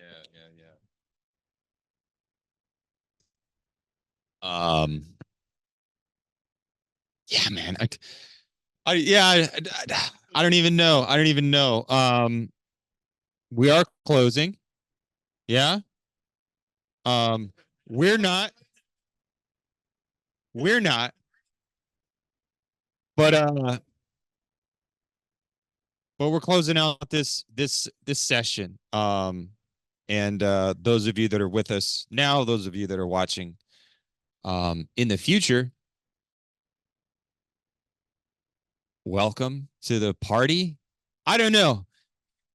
Yeah, we'll be here all night, folks. We love you, San Diego. No, there's a lot going on, and I'm currently right now thinking about like the embodiedness of it, and then the version of it that's going to go on for posterity, and the stuff that I'm gonna write, the stuff that I anticipate you guys are gonna write, and of course I have no idea what that's gonna be, but I'm already anticipating things will come down from all of these things. I don't know, and I hope the people that are watching these things write about it too. There's a fecundity, there's a richness, there's the verdant talks that have been at this point going on for 2 days, and that will only continue to get richer. And they will continue when we're no longer sharing the same physical space, but we can hopefully at least aspire to enter the same ethical space, the same kind of thought realm.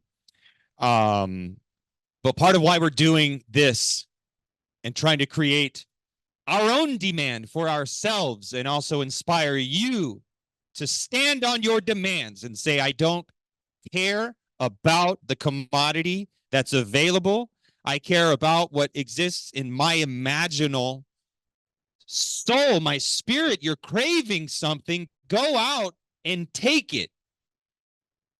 And I hope to read you as well. Like, I love having conversations. I love being privy to these moments. But you guys all want to talk too. Join the conversation. Start your own conversations. Jump into the pool. The water's beautiful. Don't sit on the sidelines, because as you continue to sit on the sidelines, you just continue to be wrung out like a dirty dish rag. And that's what we're hoping to inspire.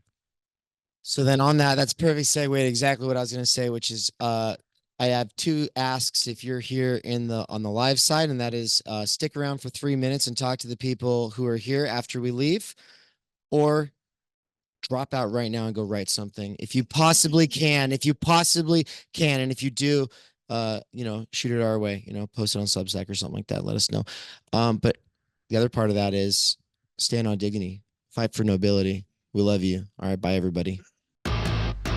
We cannot do direct revolution, but the only way to lay the foundation for it is to do what you are doing to move the underground. It's a theoretically correct title.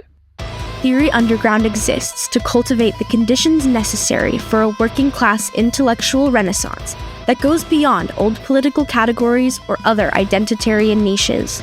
At TU, autodidact workers with earbuds and professionals who see no future in existing institutions or movements are able to challenge their doxa and develop an understanding of the situation we are in. If you subscribe at theoryunderground.com, you'll get access to a package of courses, including my Intro to Fault Line Theory, which includes Intro to Nick Land and Intro to Slavoj Žižek. These courses are being woven with the 3 courses that take place on a month-to-month basis, spread out throughout the year of 2025. Those courses are 12 Core Concepts and the Fundamental Problems with the Situation Today with social theorist David McKerracher, 12 Essential Political Thinkers with political theorist Benjamin Studebaker, and The Philosophy of Nature with philosopher Nina Power. The way these all get woven together at a deeper and more meta level is through the ongoing research seminars led by David McKerracher, Benjamin Studebaker, and Michael Downs. where they engage with one another's work by sharing developments from their own perspectives, theory, and research. If you subscribe at higher levels and support our work, we'll support your development with bespoke teaching. Alone and unaided, we struggle to grasp our situation in its fullness and formulate a meaningful response.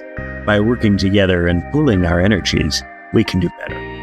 Join us at theoryunderground.com/subscribe. There'll be two kinds of people in 10 years. Those who said, I knew all along Theory Underground was going to make this huge difference. Those are the people that are like Nance, who were on the sidelines at one point and then said, nah, I'm going to get in. I'm going to roll up my sleeves and I'm going to go hard. And then there's another kind of person, a person who waits in the wings, collects receipts, and who will say in 10 years, oh yeah, I was there.